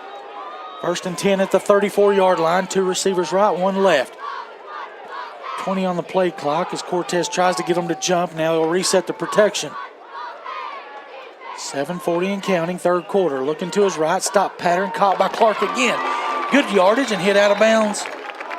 And close to a 1st down, I believe it is one. Give him 11. Tell you what, That's a Blount partnership 1st down. Clark with a lot of catches tonight, Robbie. I think that's his 6th. Yeah, that little short passing game is working well for him. Looks like Landon Rich is checked in. Cortez looking left. Intercepted, pick 6. Telegraphed that one. It's going to be an interception all the way taken to the house by Famoyan. An 85-yard, 80-something yard touch. No, actually, it's going to be taken down by Brooks. I gave up, Stan. Yeah. I was looking back here. That's hustle by Brooks right there, but William Blount's 3rd interception Brought down at the 10. of the game, and that's a long pass. Too hard of a throw for. And he's not, you can tell Brett's not 100%.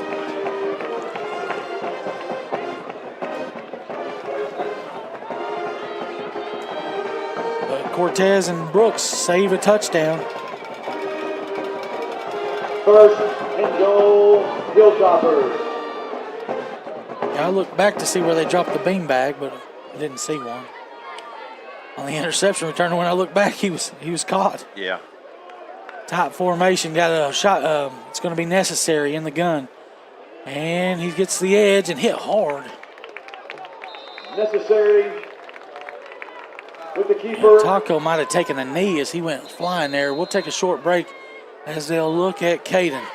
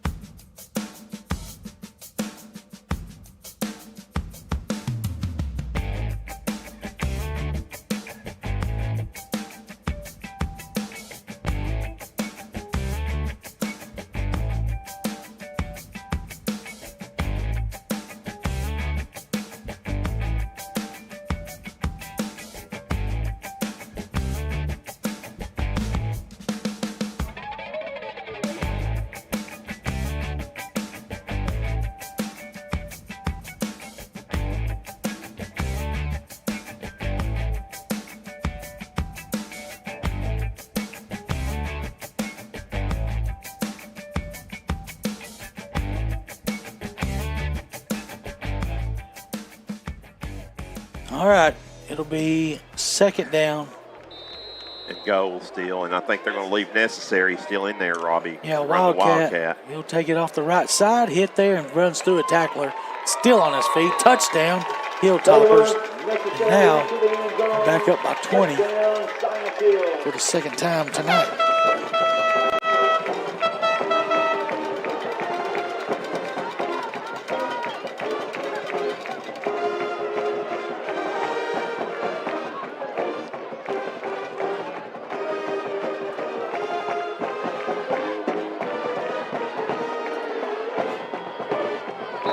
Somebody on late. Not really, because they just started the play clock, Robbie. Oh.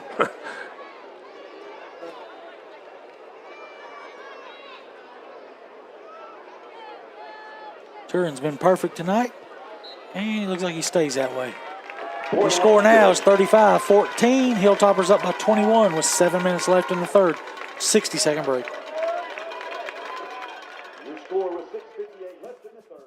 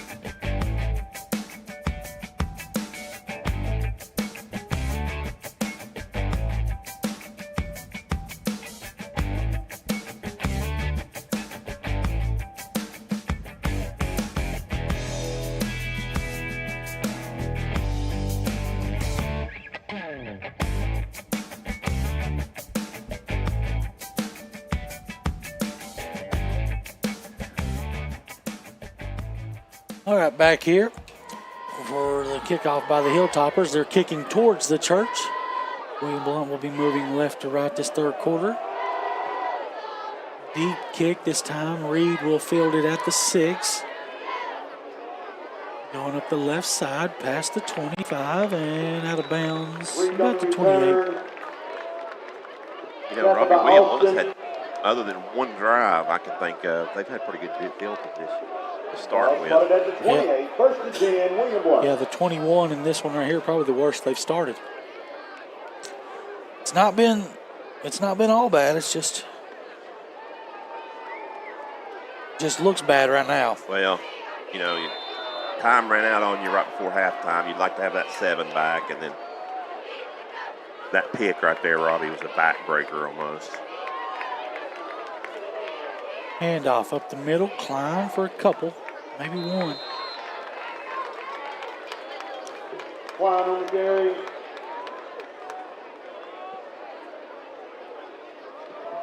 Tackle by Whitson.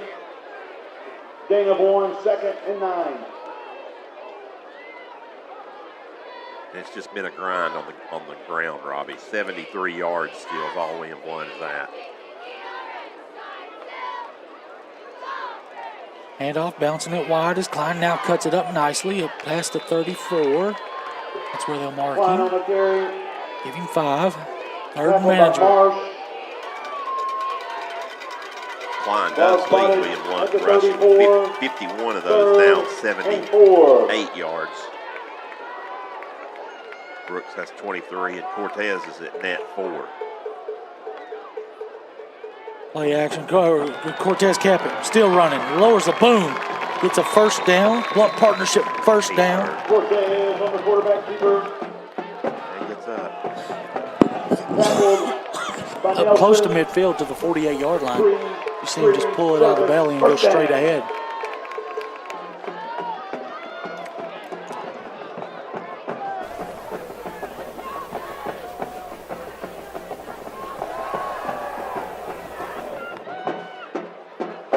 Good check to Coach Claybo. And the staff will signal in a call. 5 on the play clock. Gotta hurry. He has no clue either. Just Takes got it. it off, yeah. Throws a slant pattern. Dabrowski catches it. Breaks a tackle at the 40. Still on his feet at the 32. And horse collared. To Dabrowski. That's a bad horse collar. That's not really a horse collar, I don't think. That's a bad call, but we'll take the 15. Marker on the field. I thought you had to pull him down from behind. We'll watch the replay here. No, he was kind of, well, Did he have him in the... he was trying to get inside, but I don't know if he ever did. We'll take it. We'll go to about 21 on the catch. We'll see what the 22 actually on the Yeah, catch. 22 on the catch, 15. Oh, face mask. It's Oh, face it's a mask. face mask. Yeah, that's more like it. Okay, that makes more sense. We couldn't see that much. We see that he was grabbing at the back of the jersey. Yeah. The incidental face mask is 5 yards, and we're down close to the red zone. Flip it, faked it. Cortez goes down at the 21. Cortez on the keeper.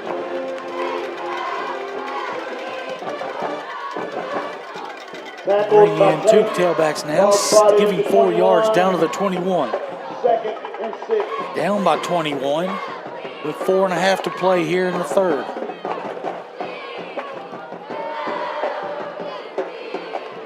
Cortez hands to Brooks, running right, stiff arms one, cuts it up.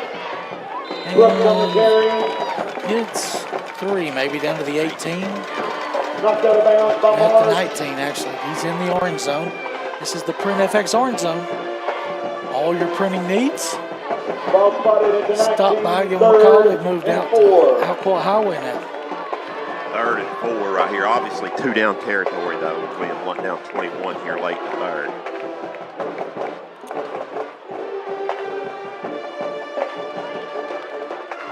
Cortez will keep it running left. Cuts it up. Following nobody, but he puts his head down and gets the first down right at the 15-yard line. That's another Blount partnership first down here in the 3rd quarter. Good blocking there by Darius. Tree service, first down. 2 receivers right, 1 left. Split tailbacks again. We're under 4 now. Trailing by 3 scores. We try to get them to jump, and they do. 3-5 yards. I thought he was going to take off. I thought number 95 was going to the sideline. I was like, he's going to take himself out. That might be number 3's little brother, because they both have the same last name, Emil. His name is Jason, so I would bet that's his brother.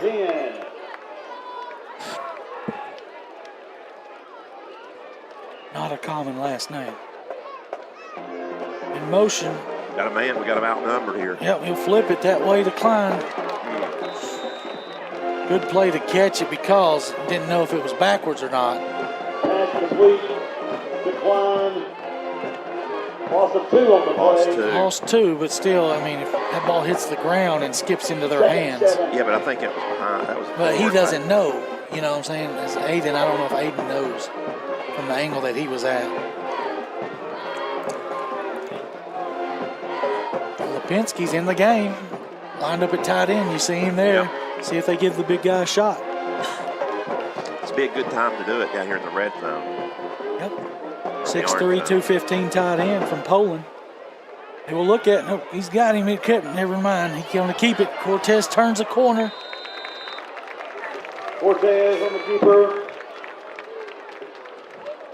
Gets a couple yards down to the 9-yard line. 3rd and about 4. Ball spotted at the 9. 3rd and 4.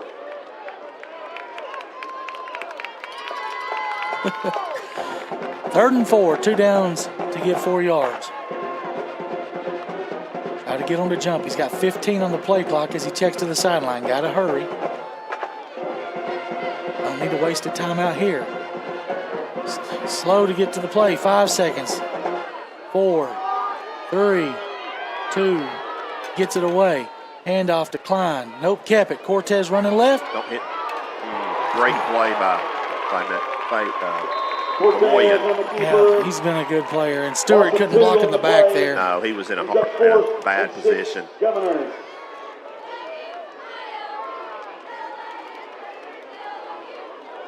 So no choice but to go for it here on 4th down.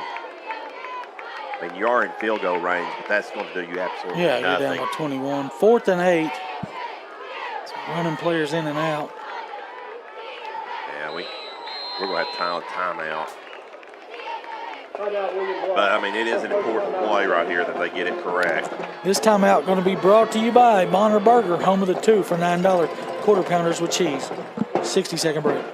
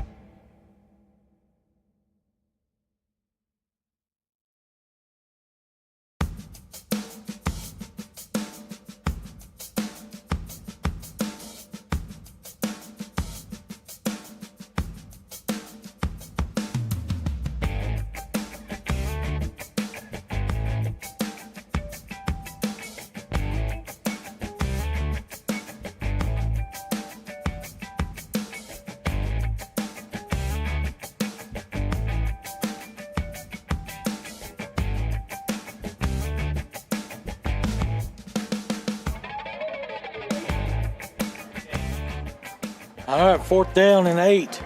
Cortez will change the play. 10 on the play clock. We just come out of a timeout. Come on, guys. There ain't no way. We're going to take a delay. There ain't no way. Come on. Prior to the snap, delay of game, number 4 on the offense. 5-yard penalty, still 4th down.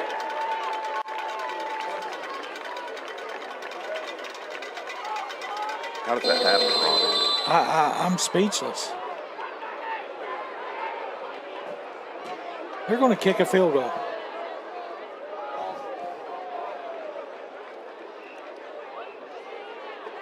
I don't think we're going to get this off in time, guys. No, I think you're right. Snap it. Snap it. Snap down, kick up. Kick is short, no good.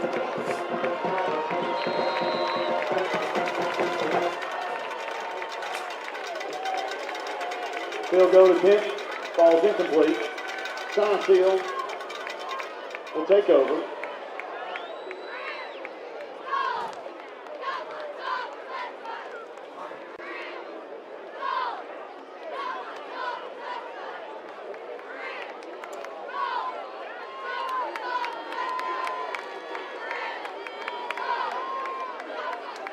So Science Hill will take over at the 20-yard line after the missed field goal down by 21. That would have cut it to 18, though. After a delay of game,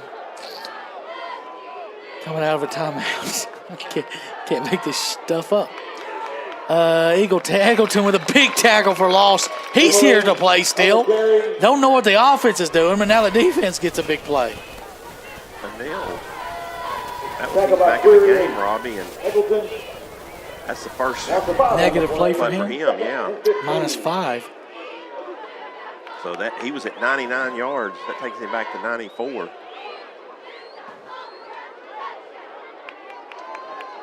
Taylor steps up across the middle. Almost intercepted after the deflection as Femian almost come up with another one. Incomplete, 3rd and 15.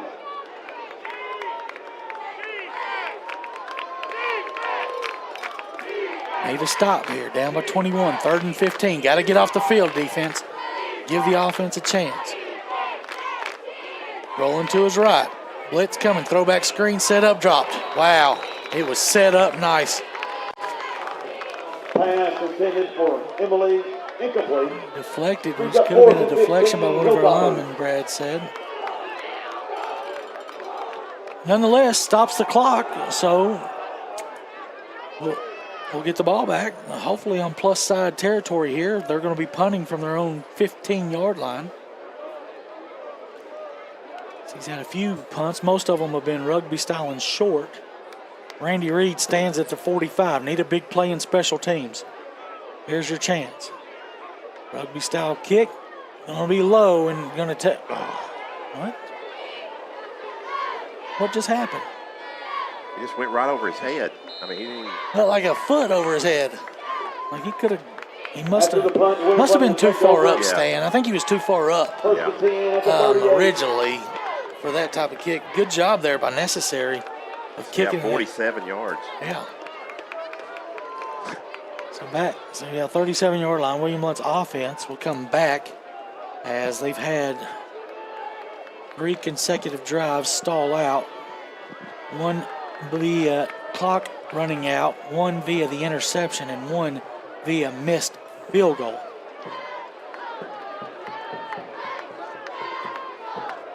Three receivers right. Do we have enough players on the field? No. We're missing a player. We had 10. I'm pretty sure we had 10. Stewart's not in the game. Brooks on the carry. We picked up 5 yards on it. Stewart on the tackle. They still haven't sent nobody in. Gain of 4. We've got 10 guys. This is our second play with 10. My goodness.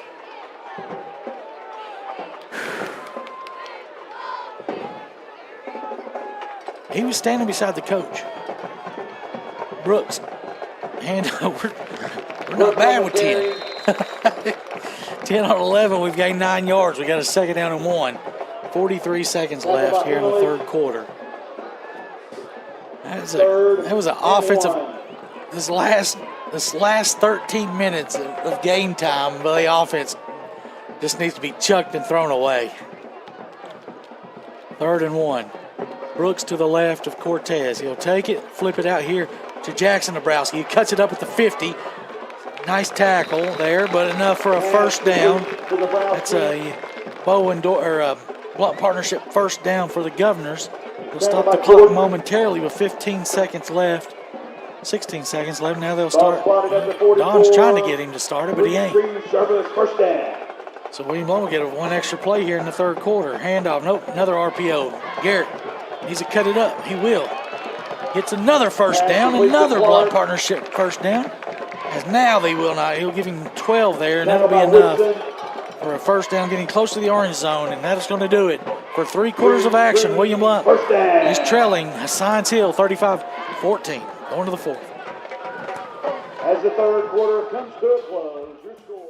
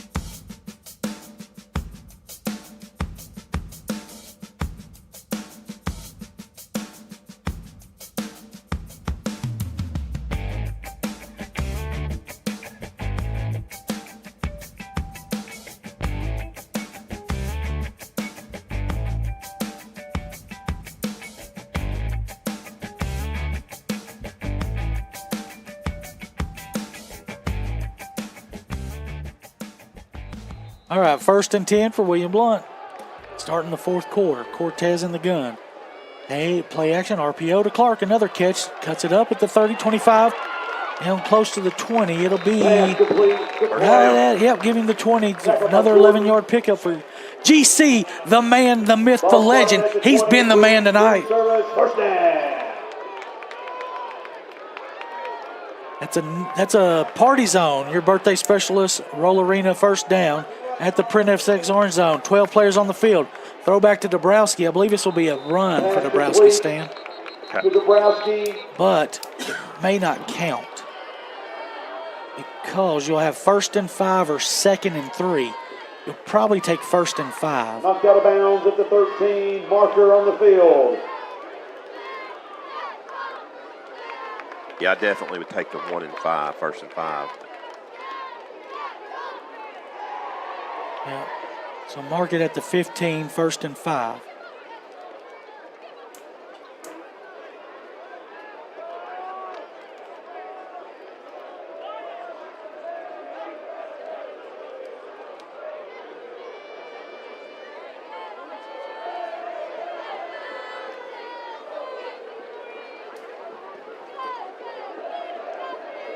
Illegal substitution.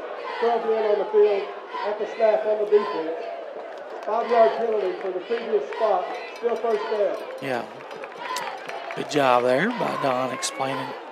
Well, yeah, I guess he's officially going to mark it instead of just putting it on the 15. Can't do math. You got to do it legally. All right, 1st and 5 at the 15 inside the Print FX orange zone. Can we score this time? We've been down here multiple times. Klein to the right of Cortez. He'll take the shotgun snap, and he'll hand to Klein. Nothing there. Tiptoeing around, yep. So good thing we were staying ahead of the chains. Now this will get us a little bit behind. Loss of 2 on the play. Ball spotted at the 17. Still the same formation, stacked up receivers. He might move Klein out of the backfield here. Nope, he'll take it, toss it, 2, no fake it. Cortez cuts back, he's got a lane. Blocked there by Dabrowski, cuts it up at the 5. And a first down at the 5 or 6 yard line. I thought he was going to take it inside there. Ball spotted at the 7. Down at the 7, so it's enough for a Roll Arena first down. Your party zone specialist. As always, the winner of our player of the game gets a party pack for 4 to the Roll Arena. Who will be our player of the game tonight? Cortez will hand to Klein, straight ahead, still on his feet, down around the 3. Klein on the carry. Give him 4. Tackled by Jordan and Marsh. Ball spotted at the 3, second and goal. Second and goal from the 3. Now they will bring the Darius Brooks in. Stay forward, just get in there, guys. He will hand to Brooks. No, he keeps it, walks in. Brett Cortez, touchdown BC. Cortez into the end zone. And William Blount now trails by 14. Touchdown, Governor. 15 technically. Oh, well, 14 extra point, yes, sir. There's There's your Heartland Roofing replay as we read Brett Cortez, another red tick touchdown. Henson the snap. Defense is getting some stops, Stan. They have 1 first down in the second half, Yeah, Robbie. right. Well, you think about that 7 points we left on the field. Oh, we've left more than that out there. Well, I meant right before half. Right. Extra point up. It's high and good. Your score now is down by 14, 35-14. 10-12 left here in the 4th. Don't go anywhere, Gov, trying to make a comeback.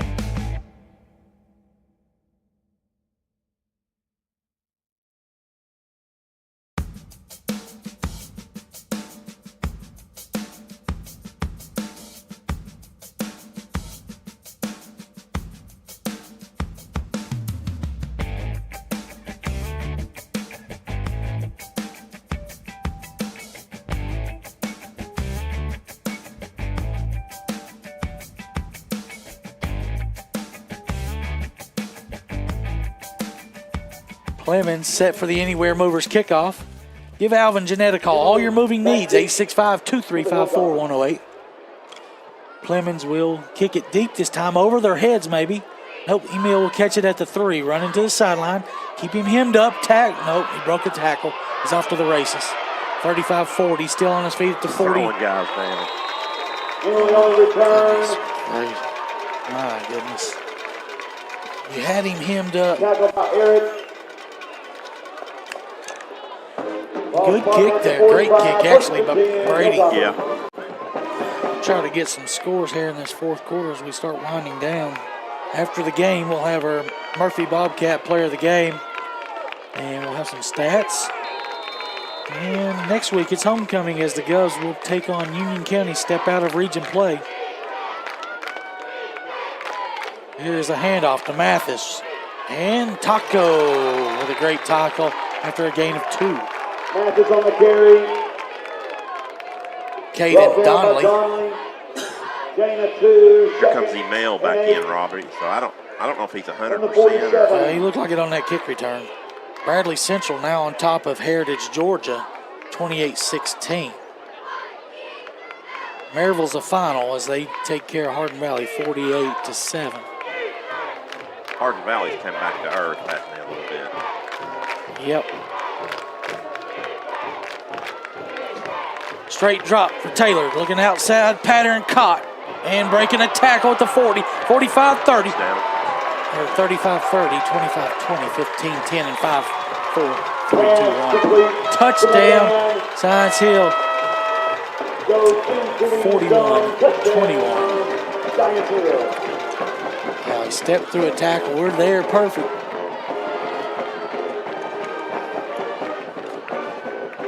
Oh, yeah. That was McGinn. 53-yard touchdown. Now he'll hold as Turin will put through the extra point. And he does. 42-21, 9 minutes left, 9 seconds. 60-second break. We score with 9:09 left in the fourth.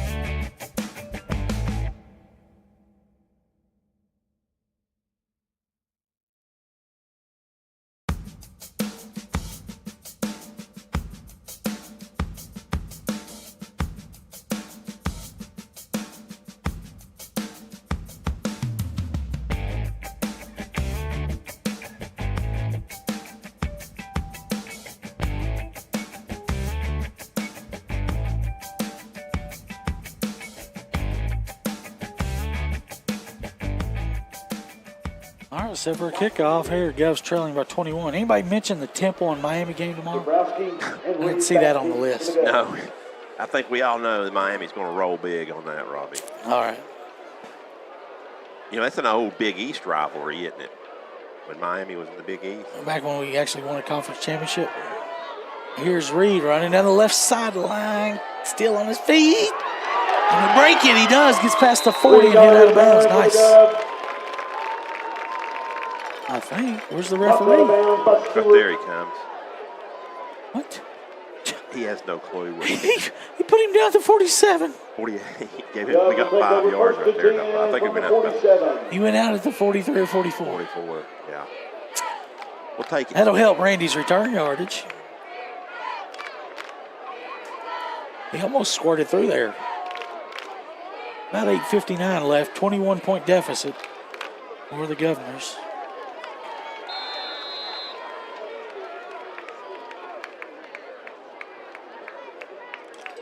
Handoff to Klein, no RPO here. Dabrowski will catch it.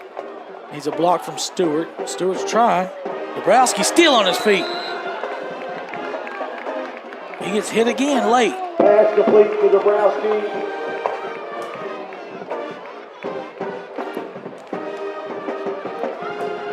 Give him 5 yards. Knocked out of bounds at the 48. 2nd and 5 on a quick RPO. Out of bounds. Clock stops.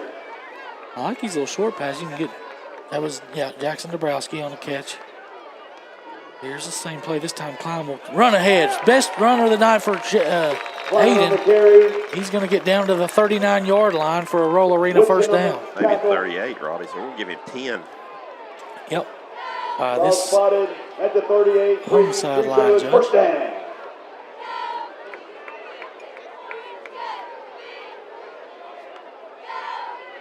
Double move. Nothing in there. Has to throw the dump off to Dabrowski. Oh, nice move. Another nice move. Jackson's got some moves, guys. Just a sophomore, making people miss.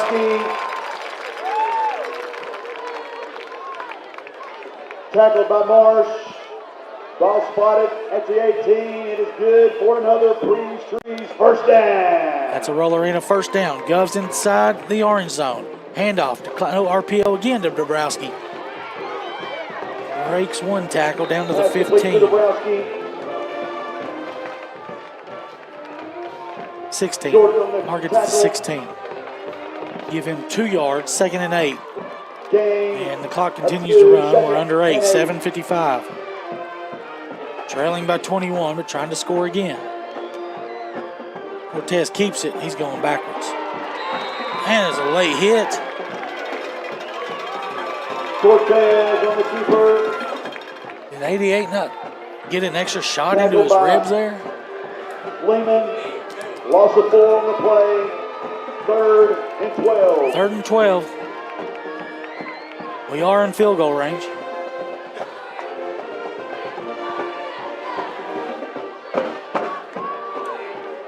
I don't know, Robbie. That last one, it might have to be a little bit closer because he was short. Going to this. Short.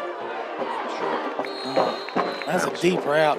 Brett's got to step into those throws. Dabrowski falls incomplete. I feel like he's not pushing off his leg. Governors. So, this is your chance. 7:09 left. Got to convert this 4th and 11 and a half. See, Science Hill hasn't jumped off sides but once tonight, right? Right. Straight drop for Brett. He's going to throw across the middle. Touchdown! Is that Landon Rich? Touchdown! Governors, don't go anywhere.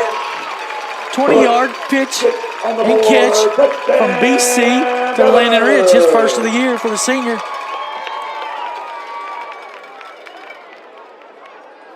Actually, he might have got one last week. I can't remember that. I know he was close to getting one. Extra point away from cutting this lead down to 14. 7:03 to go. Clemens has been perfect on the night. Snap is good. The hold is up. The ball is up and through the uprights. 42-28. 7 minutes and 3 seconds left. 60-second break. Your score was 7:03 left in the 4th. Science Hill 42.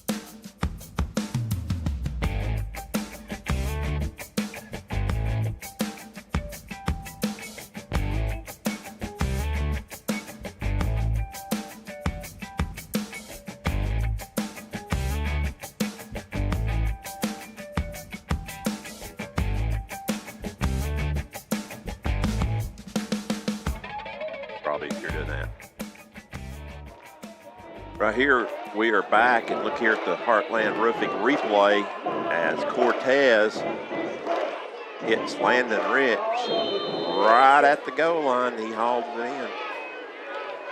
Good recognition there and good throw that time by Brett. Yeah. Oak Ridge just came back and taking the lead on Clinton, staying 31-18. We already had a final. Here's an onside kick going to be taken to all the way. Email is up on the hands team. We kicked it and he scooped it. Luckily, we're going to game tackle him, I think, at the 25. Woo! They were ready for that one. Emily. He's everywhere. Yeah. With the return. That's a football player right there.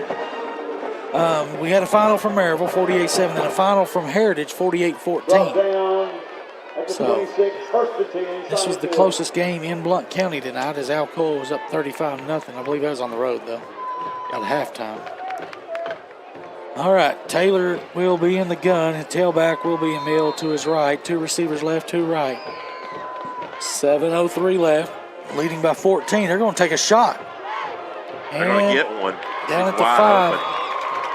Again. No. 22 this time. Yeah, 22. His completion down to the 5-yard line. Ball spotted. It'll be first and goal for the Hilltoppers. They'll go Wildcat here and bring in Necessary. Necessary's already got 1 rushing touchdown.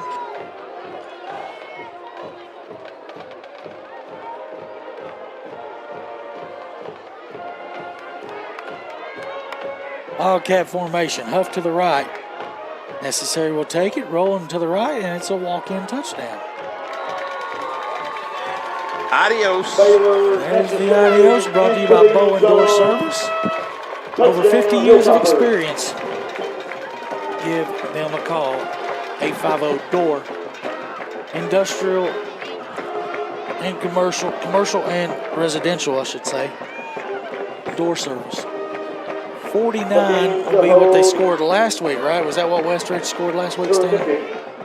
Yeah, 49-38, I believe. An extra point away here to make it 49-28. We just can't give up 49 points, Robbie, and expect to win. Well, that was an onside kick, short field. Extra point up. Good. 49-28. We'll take a 60-second break.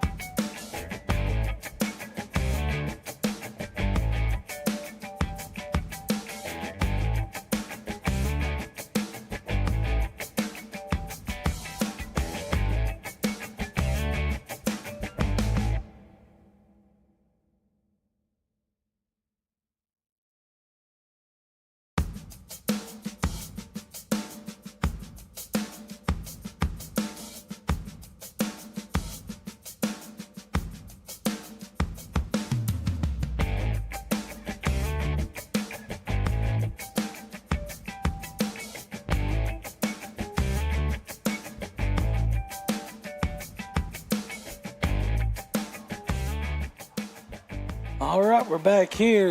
Govs down by 21 again with 6.5 to play. And all but just not enough stops tonight. They've done some things, but offense has stalled a few drives, so it's been a little mixture of everything. Randy Reed hit hard at the 27-yard line. Reed on Tackle there return. for the Hilltoppers. That's where William Blount will start up this drive. Some finals, some games that went final. Powell takes care of the undefeated Halls. Red Devils, they're no longer undefeated. It's 34-17 final there. Carnes gets their first win of the year. Fulton stays over 7-6 final, as I guess Fulton might have went for 2 or extra point was blocked. Probably went for 2 in the win.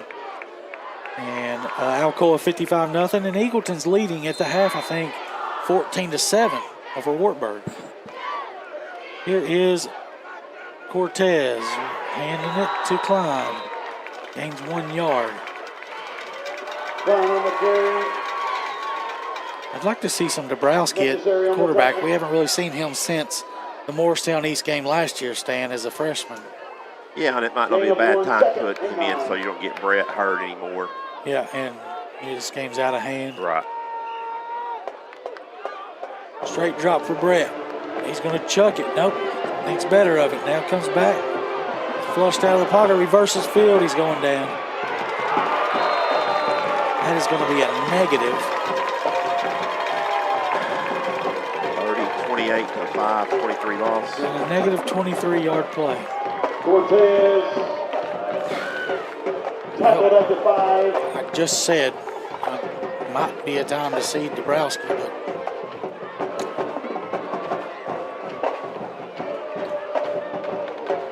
now you got third in the church, as Carter would call it.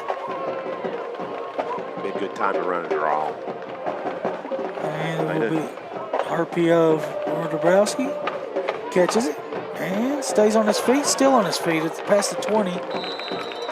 Got 18 on the play. Nice. Pass completed to Almost 3 Dabrowski. yards they lost there on second down. It'll bring up a 4th down and 12. No, 4th and 14, I'm sorry.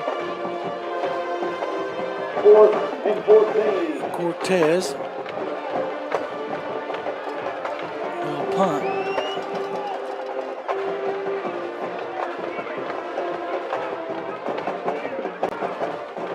Nobody back for Science Hill. So 4:25 left. Here's the clock ticks. Snap is a good one. Cortez will punt it.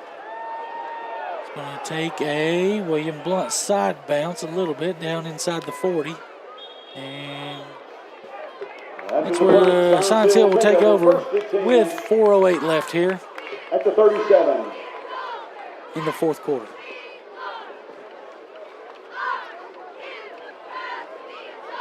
Next week, it's homecoming. We should get healthy next week, Stan. Yeah. These guys will lose 2 in a row now and drop to 4-2. And next week they'll welcome in Union County. And Union County does have a win or two this year, don't they? I'll look them up. I think they do have one. Yeah, I think they won earlier against somebody. I can't remember who, but Yeah, they usually don't have a lot of wins. Hence the being. Here's McGann with a good catch. They're keeping, nope, they'll say out of bounds. picked up 9.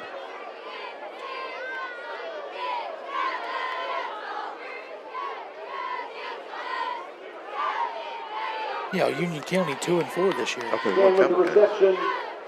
They beat Claiborne County and Cosby. And off running left. No, we're lost yards there. It's going to bring up. He's just like a different runner in the second half, Robbie. I mean, Why is he in? I mean, William Blount's got their starters in too. He's got -4 on 3 carries.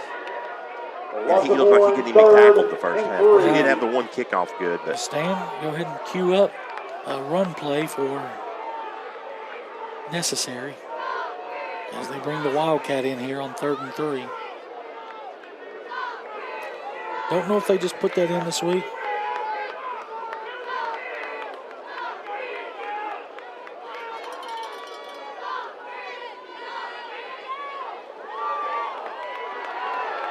And there he goes. Off to the races. Touchdown necessary.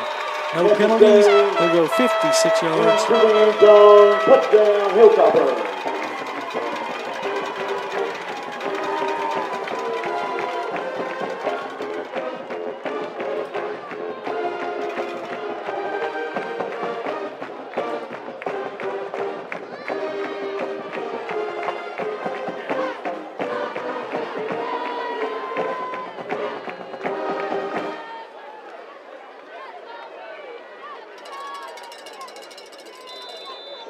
when's the Mercy Rule? 30, Robbie? 30-point lead, yep.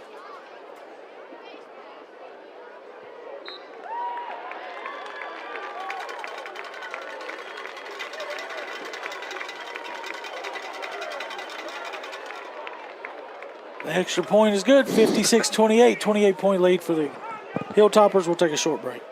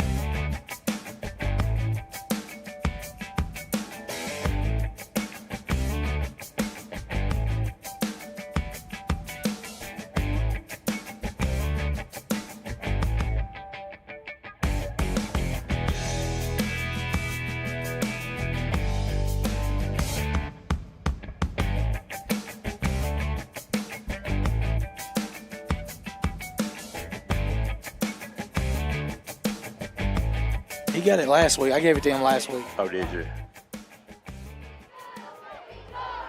All right, we're back here for the Anywhere Movers kickoff.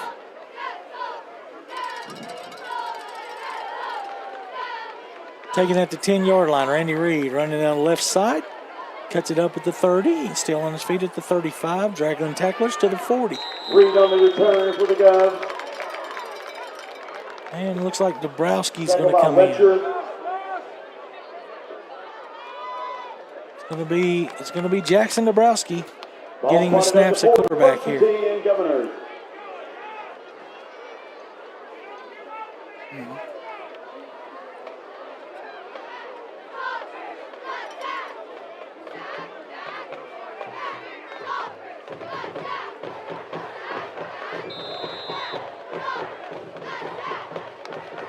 Dabrowski will take it. Hands to Raymond Jackson, running right. Raymond gets wide, now puts his head down and gets positive yardage. Just a little change of pace back here for William Blount. Jackson on the carry. Tackle by Huff. Gain of 6, 2nd and 4. Nice little run there by Jackson. Nice looking running back, I think, for the future. Oh, for sure. Him and Klein, both Yeah. sophomores. Here is Klein breaking the tackle. I believe he, that's just short. Klein on the carry. This guy over here is giving us one.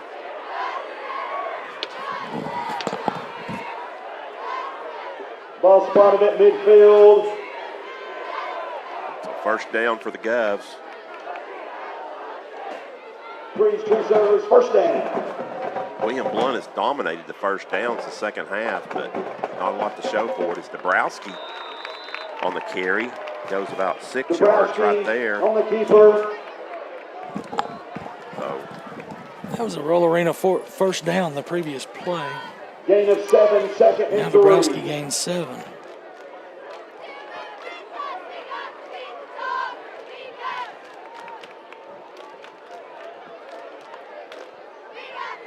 Handoff, Klein straight ahead.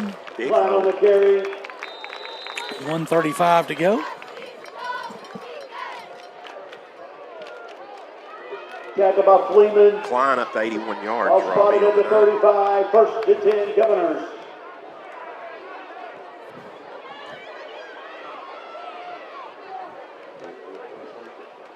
Dabrowski pass complete here to Roger. Boger. Nate Boger. Pass complete to Boger.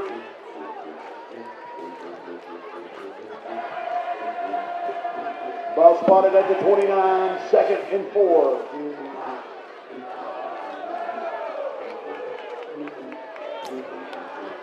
35 yards. That'll stop the clock with 1:21 and get another first down, brought to you by Roll Arena. Well, we're going to give our extra effort, our Murphy Bobcat, player of the game, is going to go to Randy Reed tonight with all the action he's had in the return game and the defense going both ways. He's just been a great player for William Blount all year. He's your Murphy Bobcat, extra effort player of the game. Dabrowski out pattern, deflected. That is such a long pass. It's hard to make that far of a throw. It'll be incomplete, 2nd and 10. Incomplete, 2nd and 10.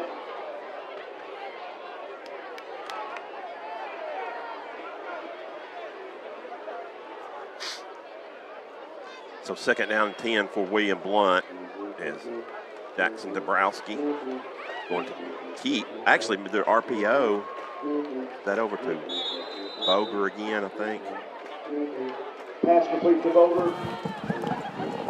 Yeah, I do like the RPO tonight, Robbie. I think that's kind of been pretty good little 3rd and 6. 3 yards right there for Boger. 3rd down and 7 now. 109. I'd like to see these guys get it in the end zone. Dabrowski doing his best job of faking it and taking it. Brings up 4th down at the 18 inside the Print FX orange zone for the last time tonight.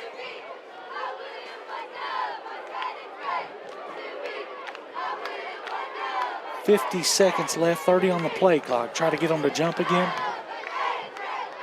Nope, straight drop for Dabrowski. Looking in the corner, staying in the pocket, good blocking. Now he needs to throw it, find a friend. He's going to throw it. Back shoulder, caught! Wow. Is that Rich, I believe. Is it Landon or Holloway? It's Pass Holloway. complete to Rich. Wait, they said Rich. I think it's Holloway. It is number 5. Yeah, Holloway. Marker on the field. So it's a first. Markers on the field. Maybe a late hit on the quarterback, roughing the quarterback right here, Robbie. Personal foul. They've had a couple cheap shots like that. 33 seconds is another first down for William Blount. This one a Roll Arena first down. It'll be a 1st and goal on after the completion. What are they doing? What are they doing? You don't mark it from here. You mark it from the end of the run. From the end of the run. Don, what are we doing? We had the same problems last time we had a home game. I think they got it there. I'm about to say, there ain't no way Don would let his crew mess up like the last one did. Added to the end of the run, half the distance to the go, first down. Jeez. After the penalty, 1st and goal. I'm about to lose my mind. 1st and goal from the 2.5. Dabrowski keeps it nowhere to go. Timeout. Dabrowski, wicketkeeper. Well, maybe not. I figured we'd call timeout Loss to of try to one get on the one in. play. 2nd and goal from the 4. These guys practice hard too. Let's go, coaches. Dabrowski's going to look to pass. Slant pattern. Incomplete. Boger there. Deflected by number 4. Nice breakup there. 7 seconds left. One play, maybe 2. Pass intended for Boger. Falls incomplete. 3rd and goal from the 4. 3rd and goal from the 4.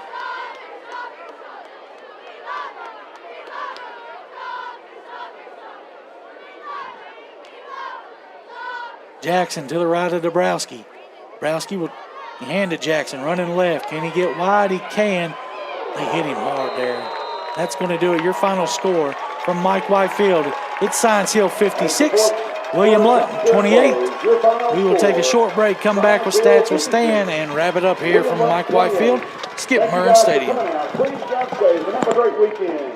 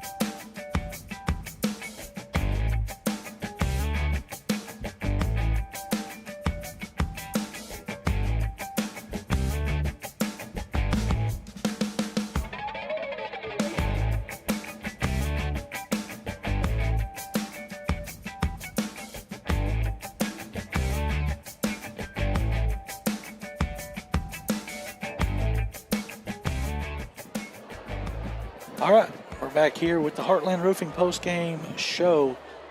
Govs fall 56-28. Some crazy stuff going on tonight. Just not enough stops, as you'll see in Stan's reports with the scoring and the stats. They're, as always, brought to you by Red Tech. For the best refrigerant in the business for LG appliances, give them a call, 983-1633. They'll take care of you. Stan, you got the stats and scoring. I do, Robbie. Scoring in the first half, Emil had 3 runs, touchdowns, 1 31 and 3 yards, and a Watson 23-yard pass from Taylor. And Blount was able to get a couple of scores, a 49-yard pass from Cortez to Stewart, and Cortez a 4-yard run. It was 28-14 at the half. Hilltoppers, third quarter, second half, Necessary had 3 touchdown runs, 5, 5, and 56, again with a 53-yard touchdown from Taylor. And William Blount's 2 scores were Cortez 3-yard run and 20-yard pass to Rich. So 56-28 is your final. Here are your statistics, final statistics. You're not going to believe this, Robbie, when you hear this. William Blount had 27 first downs, Science Hill 16. William Blount rushed the ball 52 times for 135. That's less than 3 yards a carry. Science Hill had 24 rushes for 159 yards. William Blount threw it 41 times, 27 for 41, 2 touchdowns, but 3 interceptions. Science Hill was 11 of 22 for 2 touchdowns, no interceptions. William Blount was 306 through the air, where Science Hill was 260. Total yards, William Blount had the advantage, 441 to 419. Penalties, William Blount 5 for 40, Science Hill 9 for 58. William Blount with 3 turnovers. Science Hill did not turn the ball over. Punting was about the same, 3 for each team. William Blount had 38.3, Science Hill had 39. Individually for the Governors, on the ground, it was Aiden Klein that led the Govs in rushing with 81 yards. Brooks added 29. Jackson, Dabrowski, Cortez, they all 12, 9 and 12. And then Jackson with 4 as well. Through the air, it's 284 for Cortez. And then you throw in another 22 for Dabrowski. Dabrowski was 3 of 5 for 22. Cortez did have the 2 touchdown passes and the 2 touchdown runs. Through the air, Clark had 82 yards in receptions, 78 for Jackson Dabrowski. Gavin had 39, 56 yards for Stewart. Big touchdown catch for him. Klein with 9 yards reception, Rich with 20, Boger with 9, and Holloway with 13. Science Hill, on the ground, it was Emil, and Necessary as well.